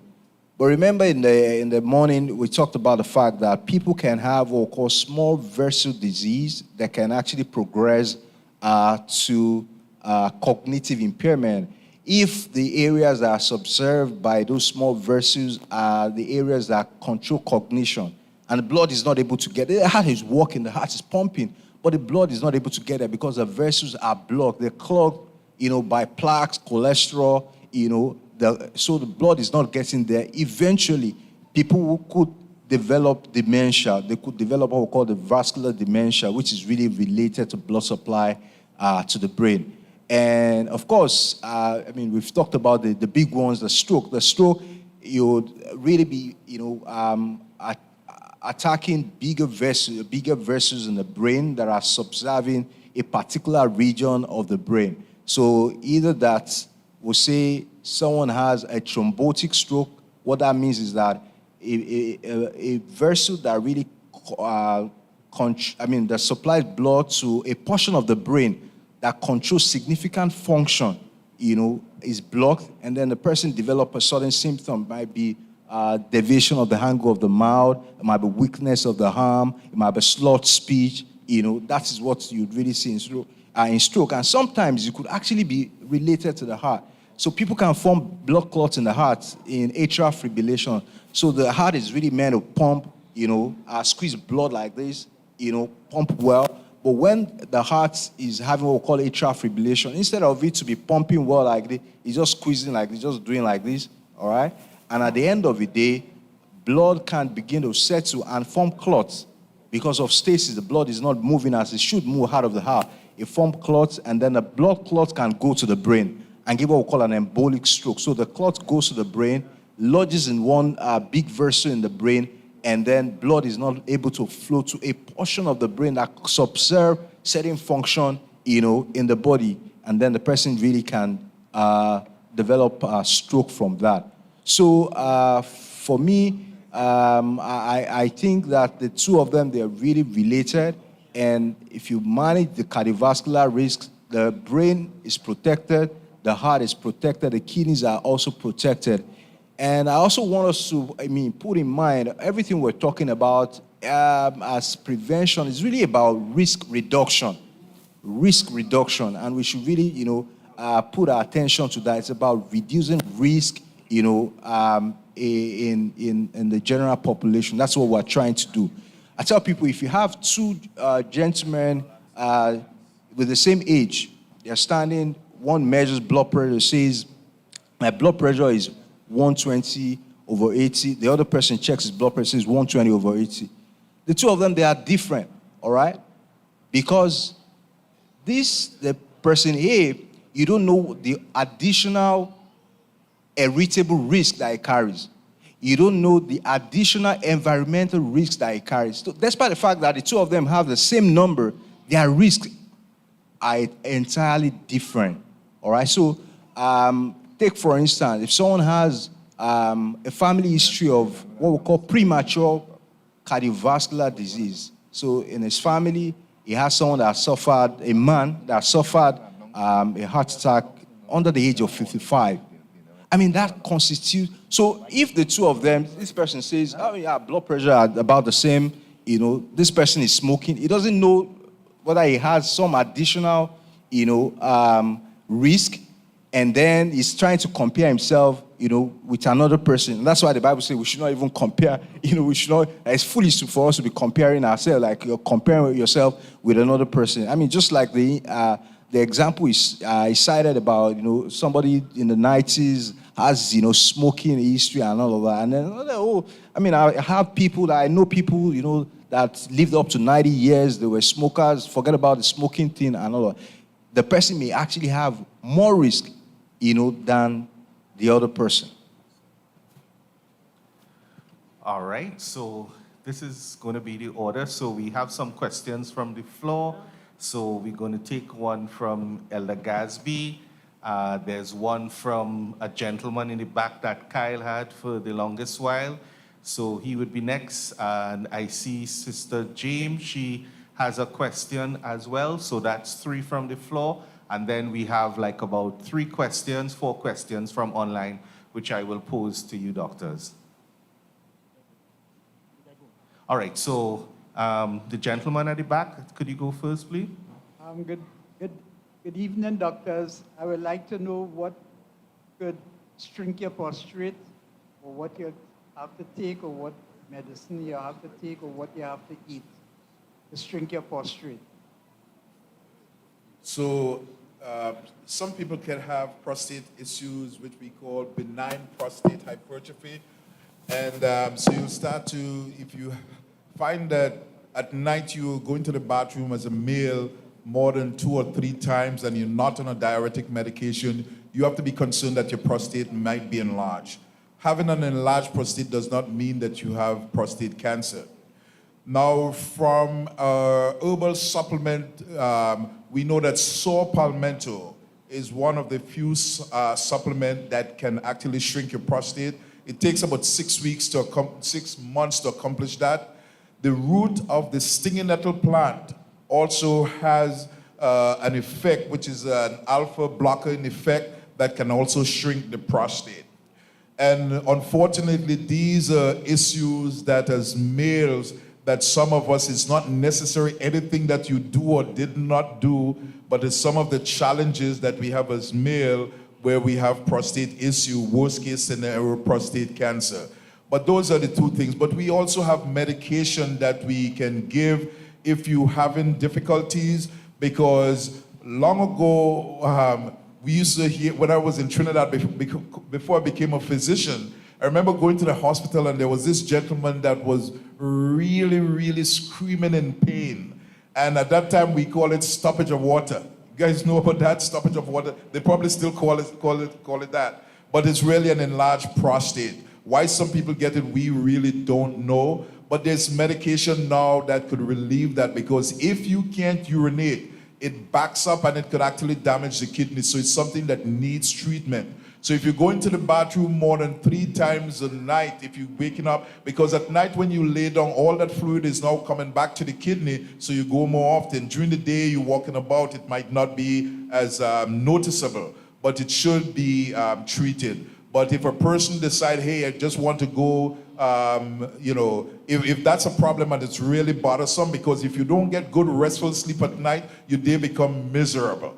All right, so to enjoy your sleep, if you do something called like Flomax, which is a medication, it actually relaxes the prostate and the bladder wall, so you could get relief right away. But in the meantime, if you do saw palmetto or the root of the stinging nettle plant, that has shown to have this effect of reducing the size of the prostate.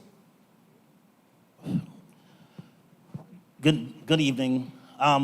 Just one question, but a little advice beforehand from a legal perspective. Please remember, everyone, if it hasn't been stated, I'm sure it's good to restate it, that the doctors are providing medical information and not medical advice, so that we always recommend that you see your own personal medical practitioner for any advice that you need and follow the instructions. Please don't just follow the instructions here because they have not had a chance to inspect you or do any investigation. So this is just medical information for your benefit, for you to verify. We don't want anybody suing the church and putting the pastor in problems.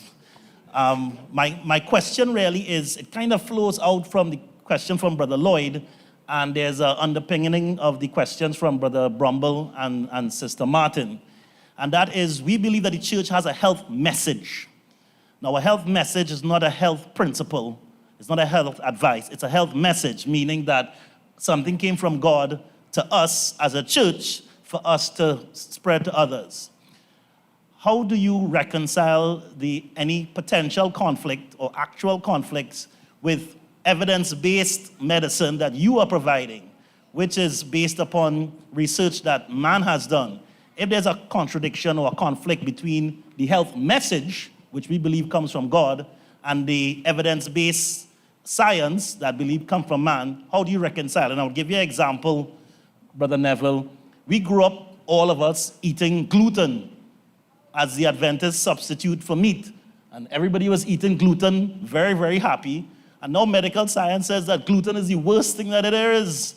It's so bad and you should avoid gluten and avoid flour. How do we reconcile, and I'm just using the gluten as an example, but the bigger picture is that conflict potentially between our health message and evidence-based science?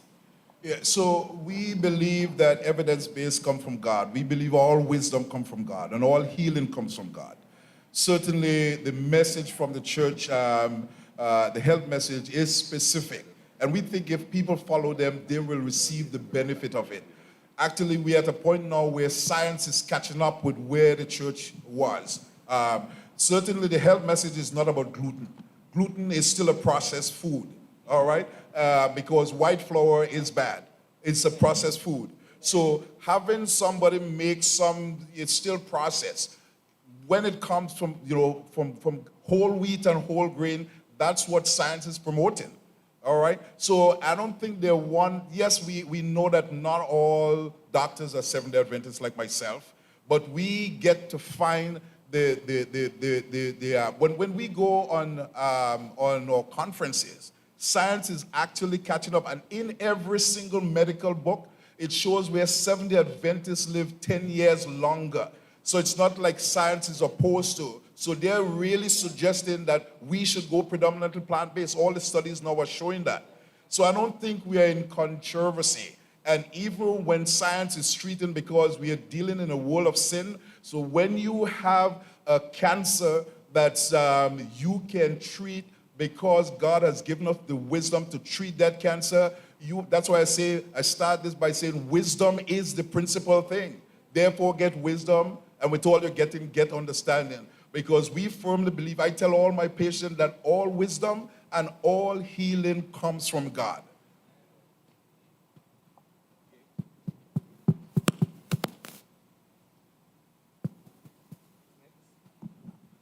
Okay. Sister James? Sister James?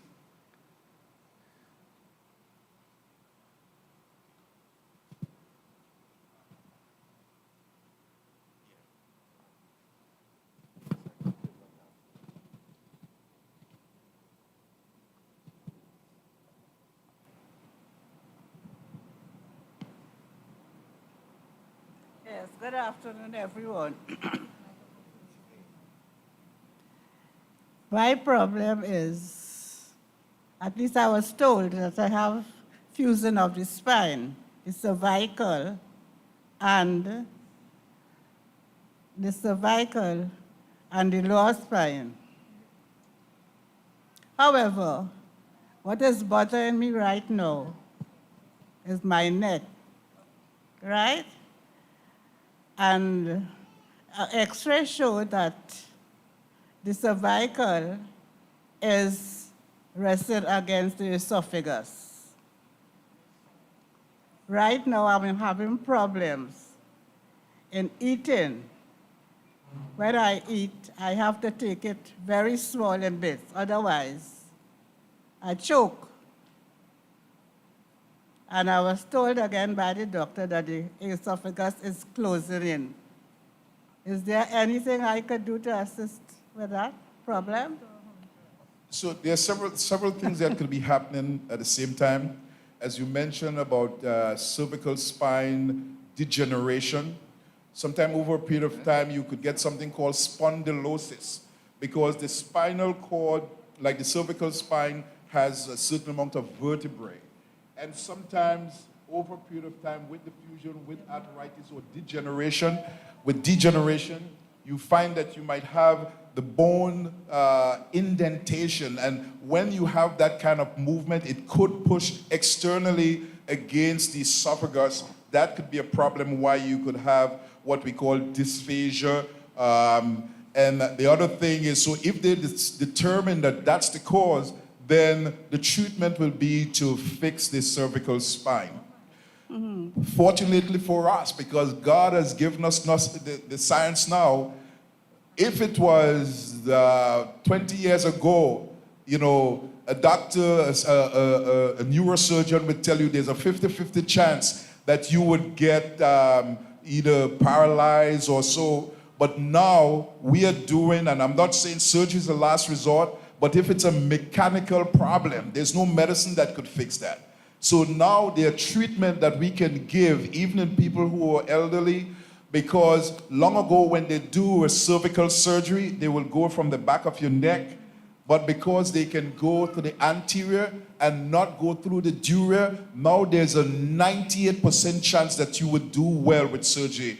As the brother say, I don't know the specific of your disease process. The other thing that can cause difficulty with swallowing could be something intrinsic, especially if a person have recurrent gastroesophageal reflux disease. Actually, one thing that I'm glad that you brought that up, because we are seeing now there's a lot of folks that are having, there's a bacteria in the gut called H. pylori in the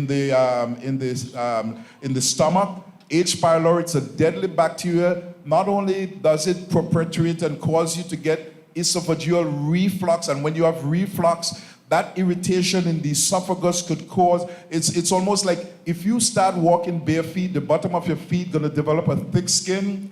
If the acid from your stomach continue to go into the esophagus, it could irritate it to the point where it can make an accommodation, so the nice flat squamous cells become a thick columnar cell, which can lead to something called Barrett's esophagus, which can lead to cancer.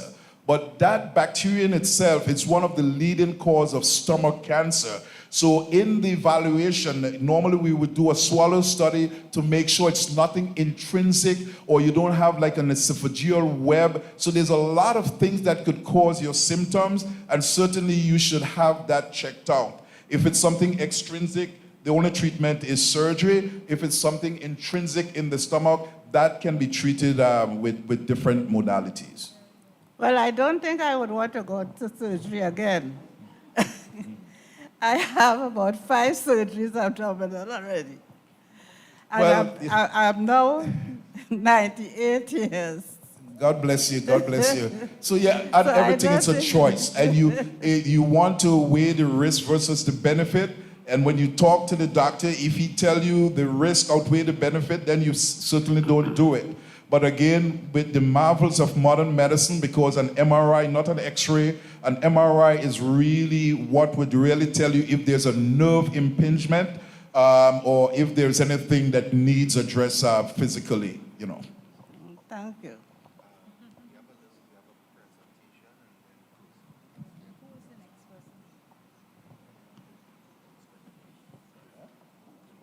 Yeah. All right. So we have quite a few questions on the chat. So I want to pose a couple questions to Dr. Victoria. So I'll start with the last question first. As a woman over 60, what preventative screenings and lifestyle changes are most important for me at my age and stage of life to stay healthy long term? I'll read it again. As a woman over 60, what preventative screenings and lifestyle changes are most important for me at my age and stage of life to stay healthy over the long term?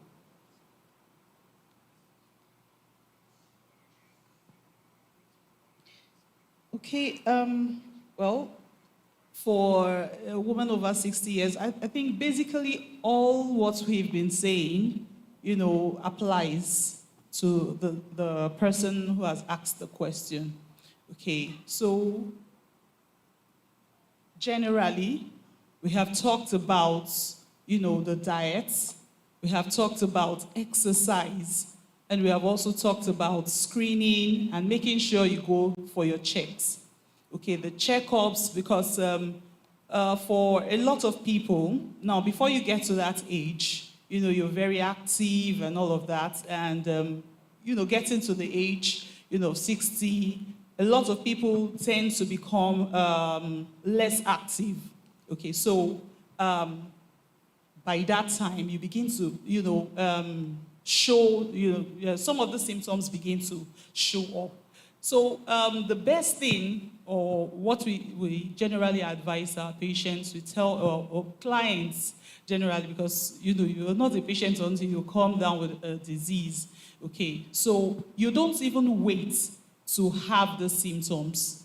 Okay, so even in your wellness stage, you should go out to check. You should see your GP. You should fix appointments, okay, to have your overall checks. We have blood screenings that you can do yearly, some every 6 months. You can have those, and then you have those figures, and then you keep repeating them to be sure that you're fine. Now, specifically for the women, we talk about breast screening. You have the self-breast examination. They can have mammograms and some other, screening procedures that you can have just to be sure that, yes, the breasts are in good shape. You're not having any abnormal growth. You're not having any abnormal discharge and all of that. Then we can also talk about the pap smear, okay? We advise women to go do their cervical screening. It's very important, okay, because we're having a lot of women come down with cervical cancers. So that's also a very important screening for a woman to get done. Can do that every 3 years. Of course, the results would dictate when you would have the next screening. And then we have, other general screening that you could, checkups that you could have. You have your dental checks, which a lot of people don't, do. They don't go to see the dentist until they have a dental problem.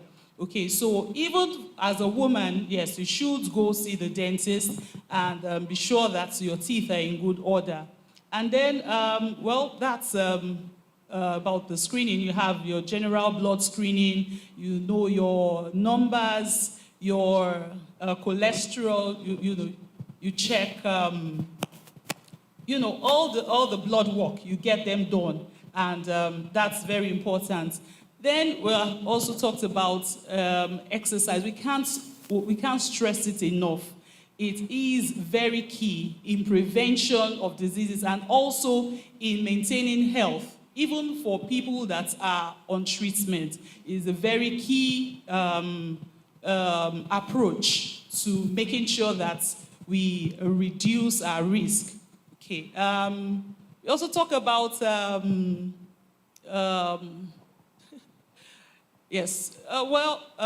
good sleep, very important, especially for people, from the age, I wouldn't even say 60, even less than that, okay? A lot of people don't have good sleep. So it's very important that you have good sleep. And if you have any sleep issues, you have to see your doctor, and then, you have the talk, and then you have a checkup, and we'll try to look at strategies that we can, advise or counsel so that you can have good sleep.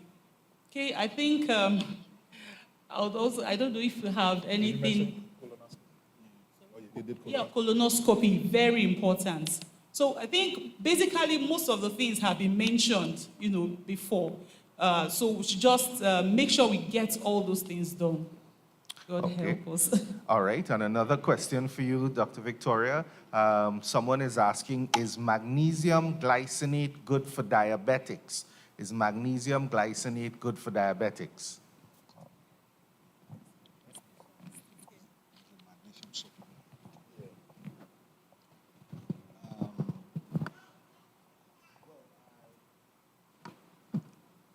So,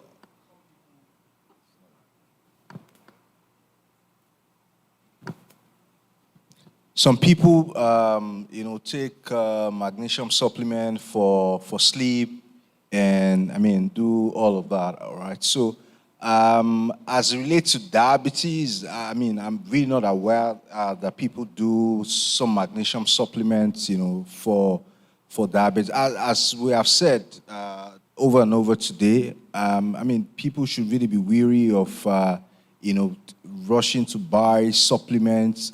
Take as much as you can, and fruits and vegetables, or any food that you really have large stores of or large sources of magnesium. But I really not be prescribing magnesium supplement for anyone without evidence that would really suggest that the person has low magnesium level. And some of the things that we see in the hospital would really be that someone has low potassium level. It's difficult to control. You want to check magnesium, and if the magnesium is low, you correct it. Sometimes some people also have a low level of calcium, and you try to correct, you're having difficulty with that, check magnesium level, and then you really, so the question would really be that, is the person really magnesium deficient before you really want to be doing a replacement? There's so many things you see on social media, do this, do that. The several doctors, somebody can just stay in the corner of his house and, just type something and put it on the social media, and it's out there, and people really just follow. For nutrients, you really want to supplement if you have evidence that the person really have low levels of it. Otherwise, I'll probably not be recommending that. I don't know. Okay. All right. So someone is asking, they have an 8-year-old that has been diagnosed with type 1 diabetes. Although the person is on insulin, their blood glucose level is increasing. So they want to know what could be the cause, what could be causing this. So type 1 diabetes is a situation where the cells in the pancreas, the islets of Langerhans, they're totally wiped out. So a person with type 1 diabetes cannot get oral medication. Their treatment must be insulin replacement. If the blood sugar is not a target, there need to be adjustment in insulin. And there's different type of insulin. And actually, for especially an 8-year-old with type 1 diabetes, you need to be on insulin for the rest of that person's life. And thank God now there are insulin pumps that can be inserted that can monitor, and there's continuous glucose monitoring now where it's easier. They don't have to be pricking their fingers all the time. So there are new technology, and I'm sure it's available. So in that case, it's to follow up with a good endocrinologist and have adjustment in the medicine. There's no other way outside of that. They must need insulin. And insulin cannot come as a pill. So there's different types. There's the long-acting insulin. There is the short-acting insulin. But an endocrinologist should continue to make that adjustment so that they get the hemoglobin A1C under control, because if it's not under control, she can have early complications. Okay. Next question, what can you use to increase probiotics in your gut? So this is where gut health is important with plant-based, all right? Plants has fiber. Fiber feeds the gut biome. So when we talk about prebiotic and probiotic, this is the benefit of really going predominantly plant-based, if it's not all plant-based, because that's what feeds your gut biome. It's really simple. That's all the studies are showing that we should just increase the amount of plants, fruits, vegetables, peas, and beans. So it's not, remember the three Hebrew boys, what God tell them, go eat legumes and pulse and grains. So whole grain, lots of fruits, lots of vegetables. Really, all the studies now showing these are the things that feeds that gut biome. We are seeing now, actually, as you mentioned, that where we are seeing, especially with the onset of a lot of different diseases, even one of the complications that we are seeing now with COVID infection is that it's one of those viruses that now has become carcinogenic. Because just like people who have HIV could have Kaposi-sarcoma, which is a cancer that associated with HIV, people who have had chronic hepatitis C, hepatitis B, these viruses are oncogenic, meaning they can cause cancer, all right? Because people who have had chronic hepatitis, if it's not treated, they're very, very high rate of hepatocellular cancer. And now they're trying, there's not a complete association, but they're seeing because it affects the gut biome, because again, what we are talking about, inflammation causes disease. So one of the product that we are seeing now, a late effect of COVID-19 infection, is an early onset of colon cancer and other type of cancer. So right now there's a lot of hot topics looking at the oncogenic effect of COVID-19 infection. So again, feed your gut biome, eat more plants. All right, thank you. Next question, is it advisable to cut fibroids at age 53? A doctor told me if it doesn't bother you, leave it alone. Cut fiber? Cut fibroids, sorry. So you have to be careful. Even when I read a lot of the research, even though I believe in evidence-based medicine, when you read a lot of research, a lot of the doctors would give you advice, or some of the scientists that give you advice, when they say cut this out, when you continue reading, they tell you continue reading, they have something they're trying to sell you. All right? So that's why I say go natural. Eat the plants and vegetables that God made. Eat the rainbow. That's my simple, keep it simple. By biochemistry, sometimes we try to make it really complicated. Keep it as simple as you can. Eat the foods that God provide. Okay, just to clarify, Doc, this is about uterine fibroids.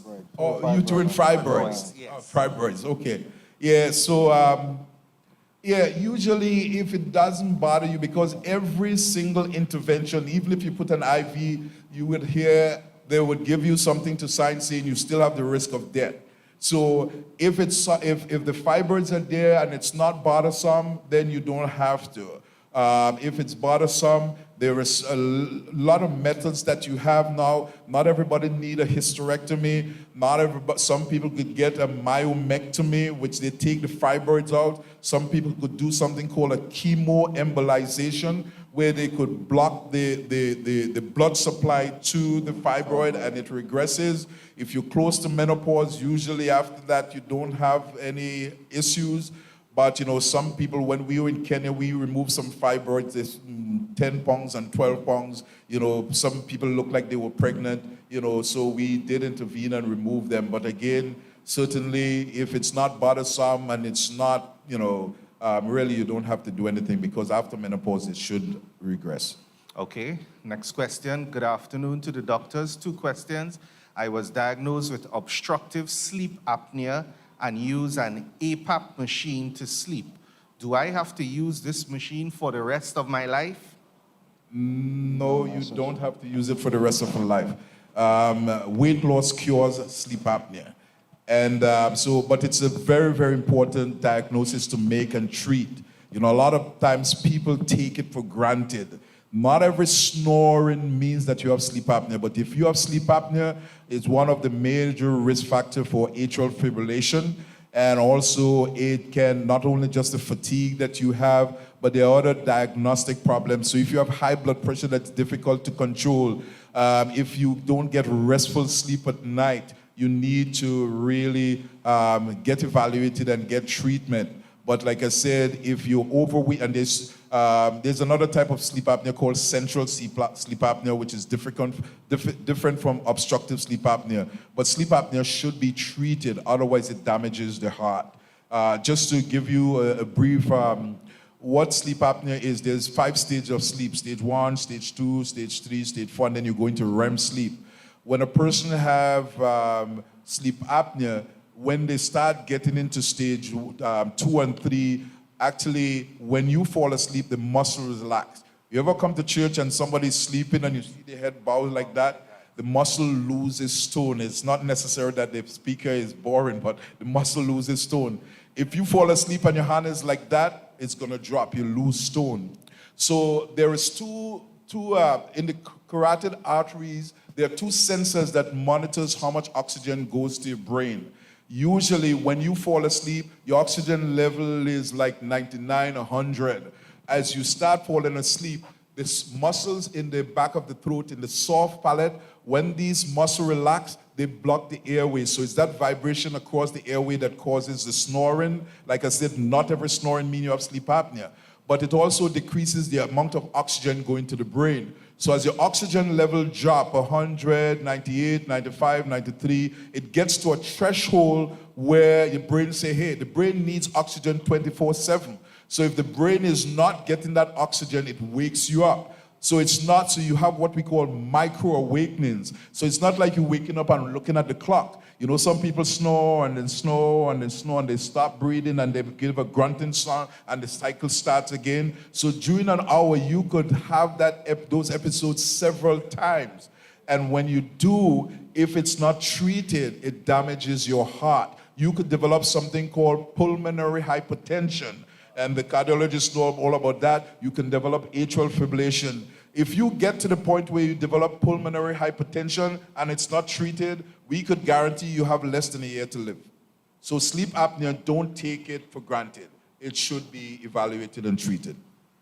And CPAP is one way to treat it, but some people, especially if they're obese, they have BiPAP. Some people, not even CPAP or BiPAP thing helps it. Some people, we have to do a tracheostomy so that at night they open it, and during the day when they're awake, they close it. You know, so there's several modalities, but weight loss cures it. Okay, thank you. Good afternoon, well, evening now. How serious is trivial effusion noted in the pericardium and what causes that? How serious is trivial effusion noted in the pericardium and what causes that? All right, so pericardial effusion simply means accumulation of fluid. You hear me? Pericardial effusion simply means accumulation of fluid around the heart. So the heart has a covering, all right, it's called the pericardium, and it has 2 layers, basically. There's what we call the visceral layer, which is the one attached directly to the heart, and then the parietal layer. In between the 2 layers, you have, just about 50 mils of fluid. And what it does is just to lubricate the heart during movement. So once the heart squeezes and then relaxes, you just have, some lubrication around the heart. But when there's an inflammation, we've talked so much about inflammation. So the inflammation is just how to describe it, like you have like an injury. If you have an injury around your knee, you feel the place is swollen, is red, all those kind of things. That's what you see basically around there. So the fluid can now rapidly accumulate, all right? And if the fluid around the heart accumulates, in fact, what is really important is the rate of accumulation. So someone can have I mean, I've seen, people have up to 1 liter of fluid around the heart. What that would do, because the sac is really a tight space. Once fluid starts to accumulate around the heart will not be able to receive enough blood because it can't pump well again. The outer box is really going to cause a lot of constriction, to its expansion, so it can't really do the work very well. And so for people that have a rapid accumulation, I mean, within a short period of time, the person can actually die, all right? So, but for people that accumulate gradually, they may not even notice until, it becomes really very significant. And there are several things that can really cause it. First, you talk about inflammation from viral infection, all right, Coxsackie virus infection, echovirus infection, quite a number of them, bacterial infection, parasitic, quite a number of them. And then there are also people that have some autoimmune diseases, all right, people have what we call lupus, erythematosus can actually have, and then people can also have cancers around, the covering of the heart, even from the breast, the lungs can really go there and, begin to cause some sympathetic accumulation of fluid.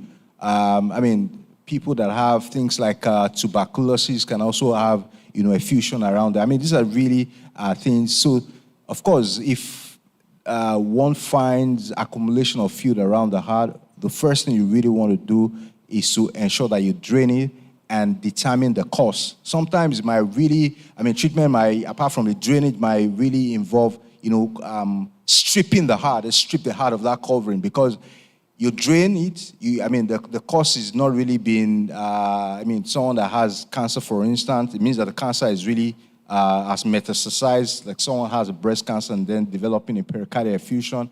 So it's really, you're just going to be doing some palliative care for the person. So you may not really be able to do so much in prevention of another accumulation. So what you might do, what they do in that instance is really to remove, that covering. So what they call a pericardiectomy, they remove the covering of the heart so that the fluid doesn't really get to accumulate, there again. But it can really be a very life-threatening condition if it's not really treated urgently.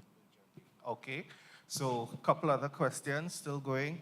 A child between the ages of 8 and 9 would often complain of chest pain that lasts for a very short period of time, and this would happen even without any vigorous physical exertion. Echocardiogram was done, which was determined to be normal.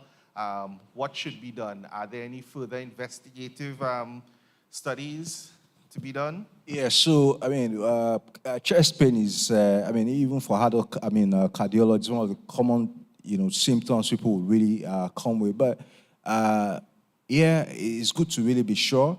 I'll tell people that in the absence of cardiovascular risk, and I haven't profiled the pattern of the chest pain, you can really say that this is really not, you would still investigate that, right? Trying to find out what exactly might be the cause. But, young person, a certain person has some Kawasaki disease, which is really very uncommon. You don't expect, a young child to be having an heart attack or something. So the approach to addressing a chest pain, one, is to exclude something that is really life-threatening, all right? So I used to tell people that the chest is really a big cage, all right? And you have so many things inside it.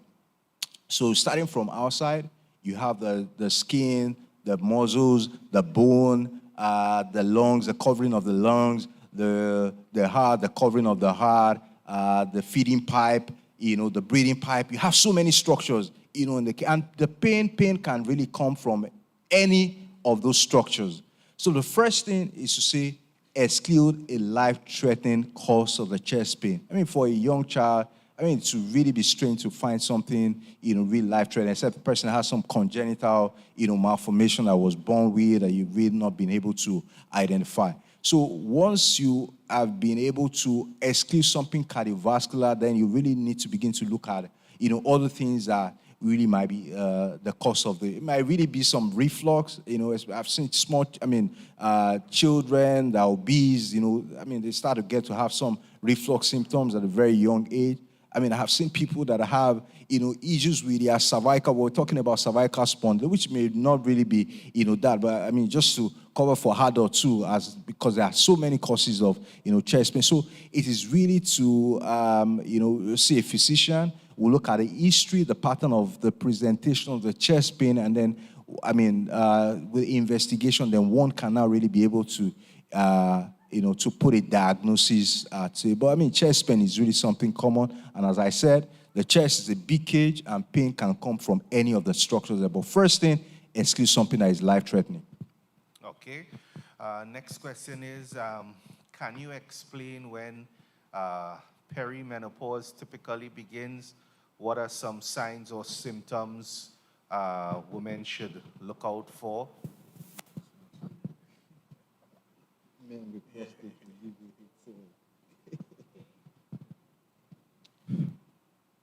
Okay, so perimenopausal symptoms are, symptoms that women have when the menstruation is stopping, is ceasing. Okay, so you say peri, that means around the time that the menstruation is ceasing, is stopping. So now we know that there are hormones that guide this cycle, the menstrual cycle in women. Okay, and when you're getting towards the time when the ovaries are not having more eggs, they are not producing more eggs, which basically also has to do with the production of those hormones that regulate the cycle, then a woman begins to, these symptoms can now come up. Now, it's different for individuals, different from woman to woman, and the severity also differs.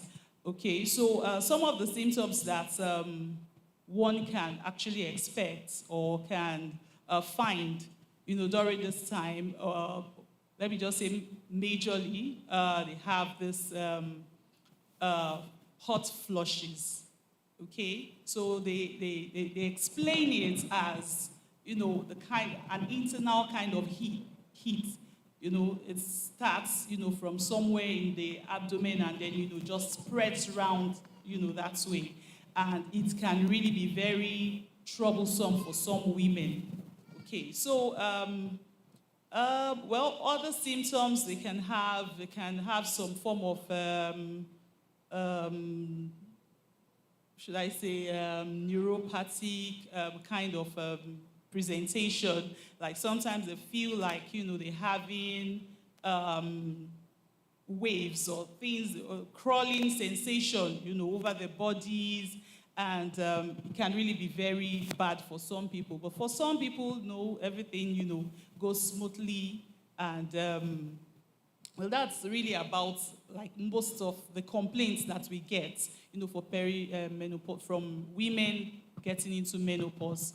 So, really, the counsel we give is that you take lots of fruits and vegetables, do your exercises, take lots of water, try to keep your body in a happy state, okay? Yes, exercise helps with that. Do things that you love, okay? And generally, it's just to help, promote the body to produce more endorphins, okay? The happy hormones, okay? So, but for some people, it's really, really disturbing, and they might have to, see the doctors to look into having hormone replacement therapy. That's for extreme cases, okay? So, but if it's something we can do without, yes, we can actually explore those other lifestyle modifications so that we don't, because hormone replacement therapy has its own, it has a lot of risk, it has a lot of problems, complications that could come with it. So we generally would like to, try to promote a healthy lifestyle. And, as the years, come by, the symptoms wane off, they get better. Okay. Okay, thank you. Next question is, what causes kidney stones in men? And are there any natural treatments for this? So the causes for kidney stone in men is the same as in women. A lot of it has to do with your diet. And also the kidney is an organ, if it's not functioning well and it's not really, you're not well hydrated, it can cause you to form stones. One way to prevent kidney stone is eating foods that are high in like citric acid. So that helps to get rid of kidney stone. That's one way. But again, it's just staying very hydrated, keep your kidney healthy. And one of the best ways to do that, drink plenty of fluids. Okay, and I believe could be the last question. Is there a cure for premature atrial contraction? A cure for premature atrial contraction? Yes, so is premature atrial contraction is an abnormal rhythm of the heart, which is we consider to be insignificant. In fact, we really don't treat it actually. It's not something that is really very common. What it just means is that when we're talking about the function of the heart, talk about the electrical activities flowing from the upper chamber of the heart to the lower chamber, and ensuring that the heart contracts in a synchronous fashion. Now, sometimes people have electrical activity in the heart that makes the atria, which are the upper chambers of the heart, to contract earlier than you expect. I mean, it's really a pattern that is seen on the ECG, the electrocardiogram that is done. On its own, it is, how do I put it? It does not constitute a significant problem. We're even more worried about what we call the ventricular premature complexes, which we treat when it's quite frequent. All right, people get to have, some of these things happen once in a while. I mean, if you run a 24-hour ECG for someone, you may, see just a few patterns. It just means that the atria are really contracting earlier than you expect. And just some, just like you have just, occasional sparks, in the electrical activity that is really making the heart to contract earlier than expected. It's a pattern that we see. It's really not common. I've really not, seen it degenerate into a significant electrical problem in the heart. Things that you really be bothered about are things like atrial fibrillation, atrial flutter. Those are the ones, that are really quite concerning. But APC, it's on its own, doesn't constitute, any significant problem today. I just, probably peaked as an incidental finding in the ECG. All right. All right. Thank you very much, Doc. We will take the very last two from the floor, and that will be it for the evening. So I believe Kyle has someone there, and then Brother Brumble. So we close off with Brother Brumble. So Kyle, you have someone there? My question is that what causes fibroids in women? And why also women get cysts? And I'm asking the question if it is that we as women don't use enough bitter herbs.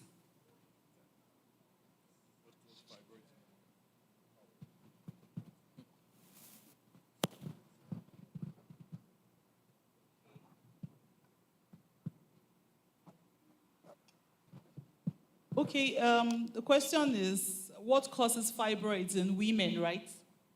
Okay. Oh, well, I would say that there are multiple factors that come into play when it comes to fibroids. We have genetic factors, And so we have environmental factors. There are, factors that come together, lifestyle factors as well, that come to play when it comes to fibroids. Yes, for the genetic factors, we know that women who have first-degree relatives, females, who have fibroids, are predisposed to also having. We also know that the hormones play a very important role in fibroids. Okay, so when you have the hormones, the uterus, being exposed to these hormones month after month, and there's no cessation. Okay, you'll find out that such persons are also predisposed to having fibroids. So, for instance, you have women who have never been pregnant before. Once there's pregnancy, there's cessation of menstruation for some time. And so that's like a time where the uterus is not exposed to the hormones, okay? And so we say, of course, we have women who have never been pregnant before who still don't develop fibroids. That's why I say that the factors are multiple. There's no single factor that actually predisposes a woman to have it. Then we also know that the black race also, is also a predisposing factor. So I think, yes, we have, 1 in 4 women, okay, who are likely to develop, 1 in 4 black women, are likely to develop fibroids. So, and of course, we have different types, and their locations are different. And so they are not things that one can really explain and say, these are the exact reasons why this particular set of women have these types of fibroids. So there are a lot of factors that come into play when it comes to fibroids. So I hope I have addressed it. I think you also, the person also mentioned cysts. Cysts is a very common thing. A lot of them, they're incidental finding. It's not uncommon to find cysts. So when you do like an ultrasound or CT scan of your abdomen, you start getting worried because they tell you that there's a cyst on your kidney or cyst on your liver. That's very, very common as we get older. Just like people develop moles on their face and on their body. But cysts, if the cyst is on your pancreas, then that's we become concerned because those can go on to develop what we call cyst adenocarcinoma, even though they're very slow growing because pancreatic cancer is one of the most deadly cancer. So if there's a cyst on the pancreas, it's something that needs close follow-up with a specialist. But if it's on the kidney or in the liver, unless, even in the kidney, if they're very large, sometimes they just drain them, but they don't become cancer, 100%. Yes. I have 2 simple questions. One is related to the use of grapefruit. Sucking a grapefruit, how does it impact on medication? I'm confused about it because some people are saying to me, when you on medication, you shouldn't be eating grapefruit, you shouldn't be drinking grapefruit juice, and that sort of thing. So I would like to get some categorical clarification on that.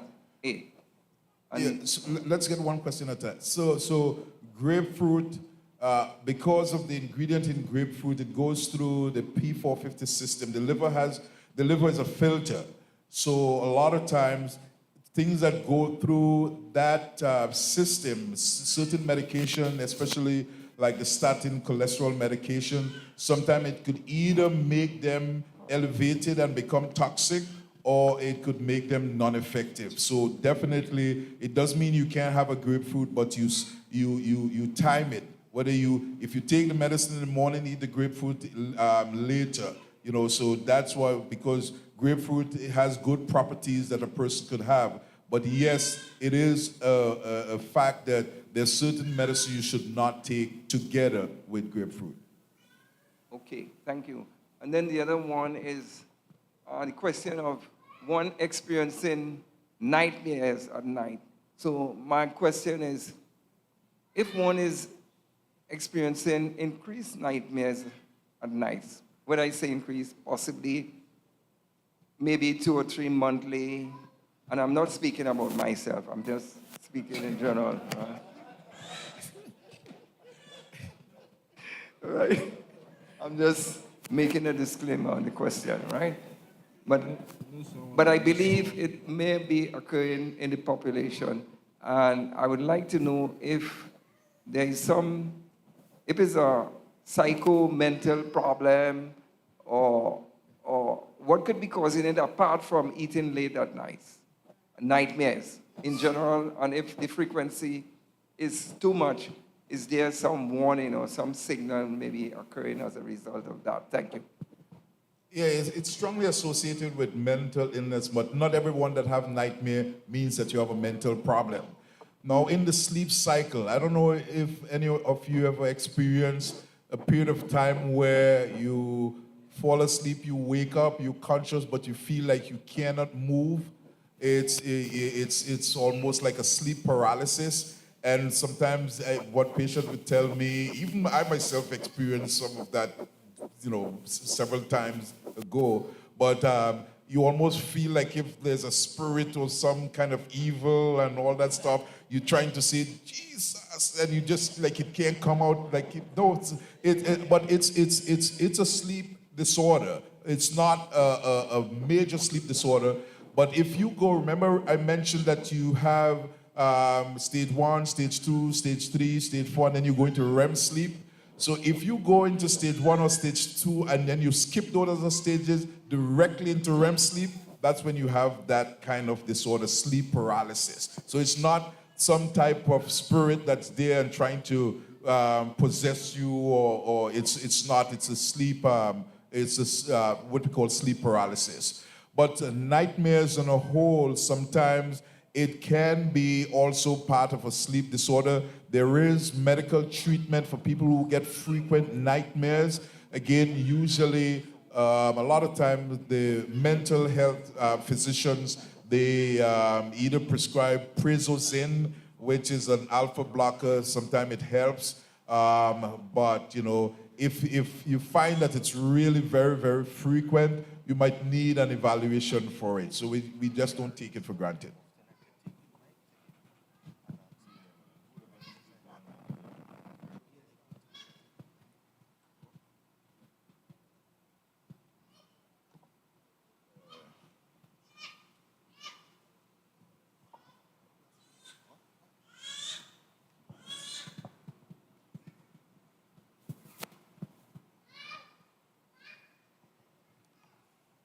Thank you very much for your patience. This has to be of paramount interest to us to keep your attention so high for this evening. Let's give the doctors a round of applause.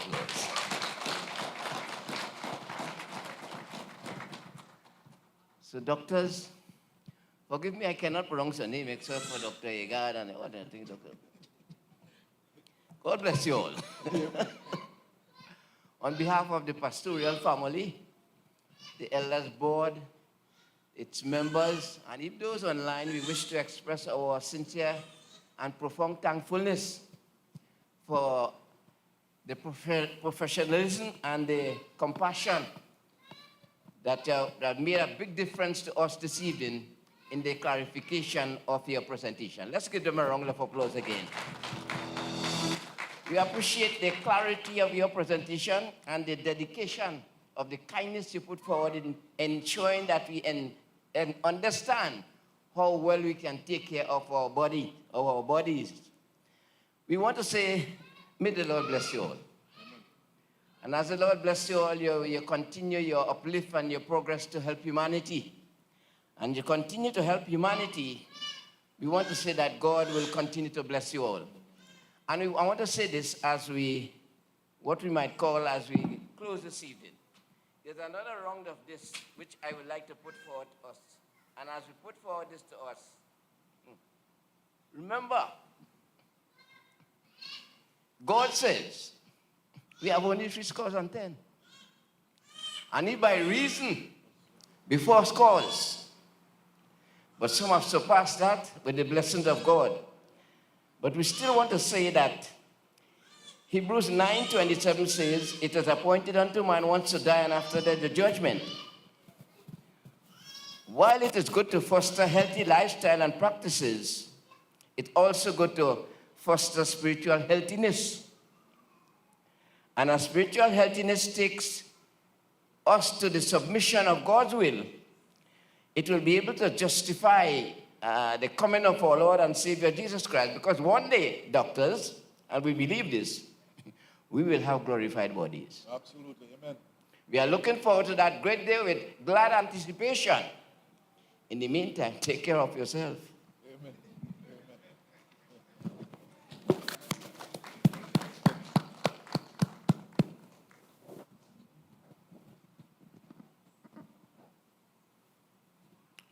Doctors Osi Boali. I got it right. Could you please come forward?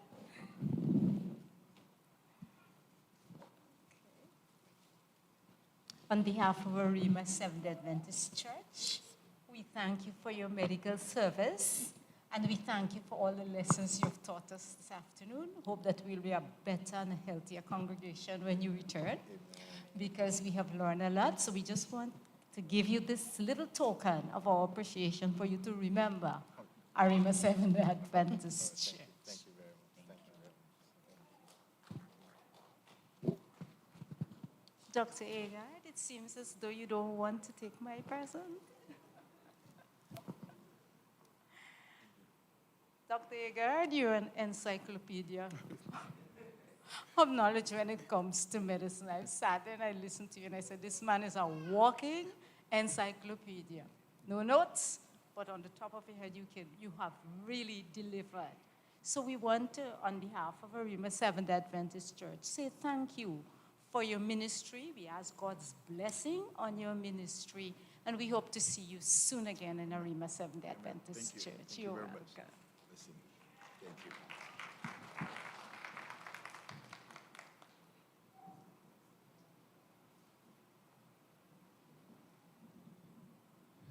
Thank you. Thank you, everyone, for coming out to support this evening's program. Thank you for Pastor Mentor and Sister Rosie for making this program happen. Yes, and we indeed blessed by the wisdom and for you all clearly articulating everything. At this time, I invite us to stand, and we have one of our senior elders with us, and I want to give him the privilege of just saying that special closing prayer for us at this time, Elder Gary.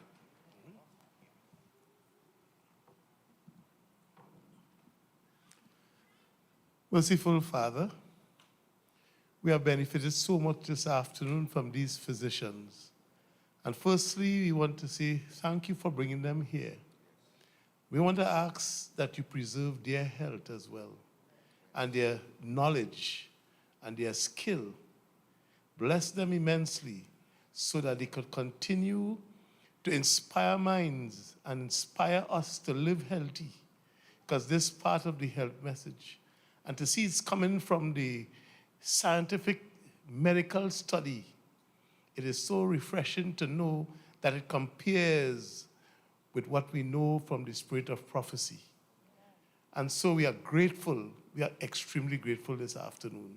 There are many things, dear Lord, that we didn't have to question because the answers were plain. So some of us didn't ask a question because we got it plain from the skilled doctors inspired by you. Continue to inspire them, to inspire us, and continue to inspire us, to inspire others to be of better health so that we could better serve our community. This is our prayer for Christ's sake. Amen.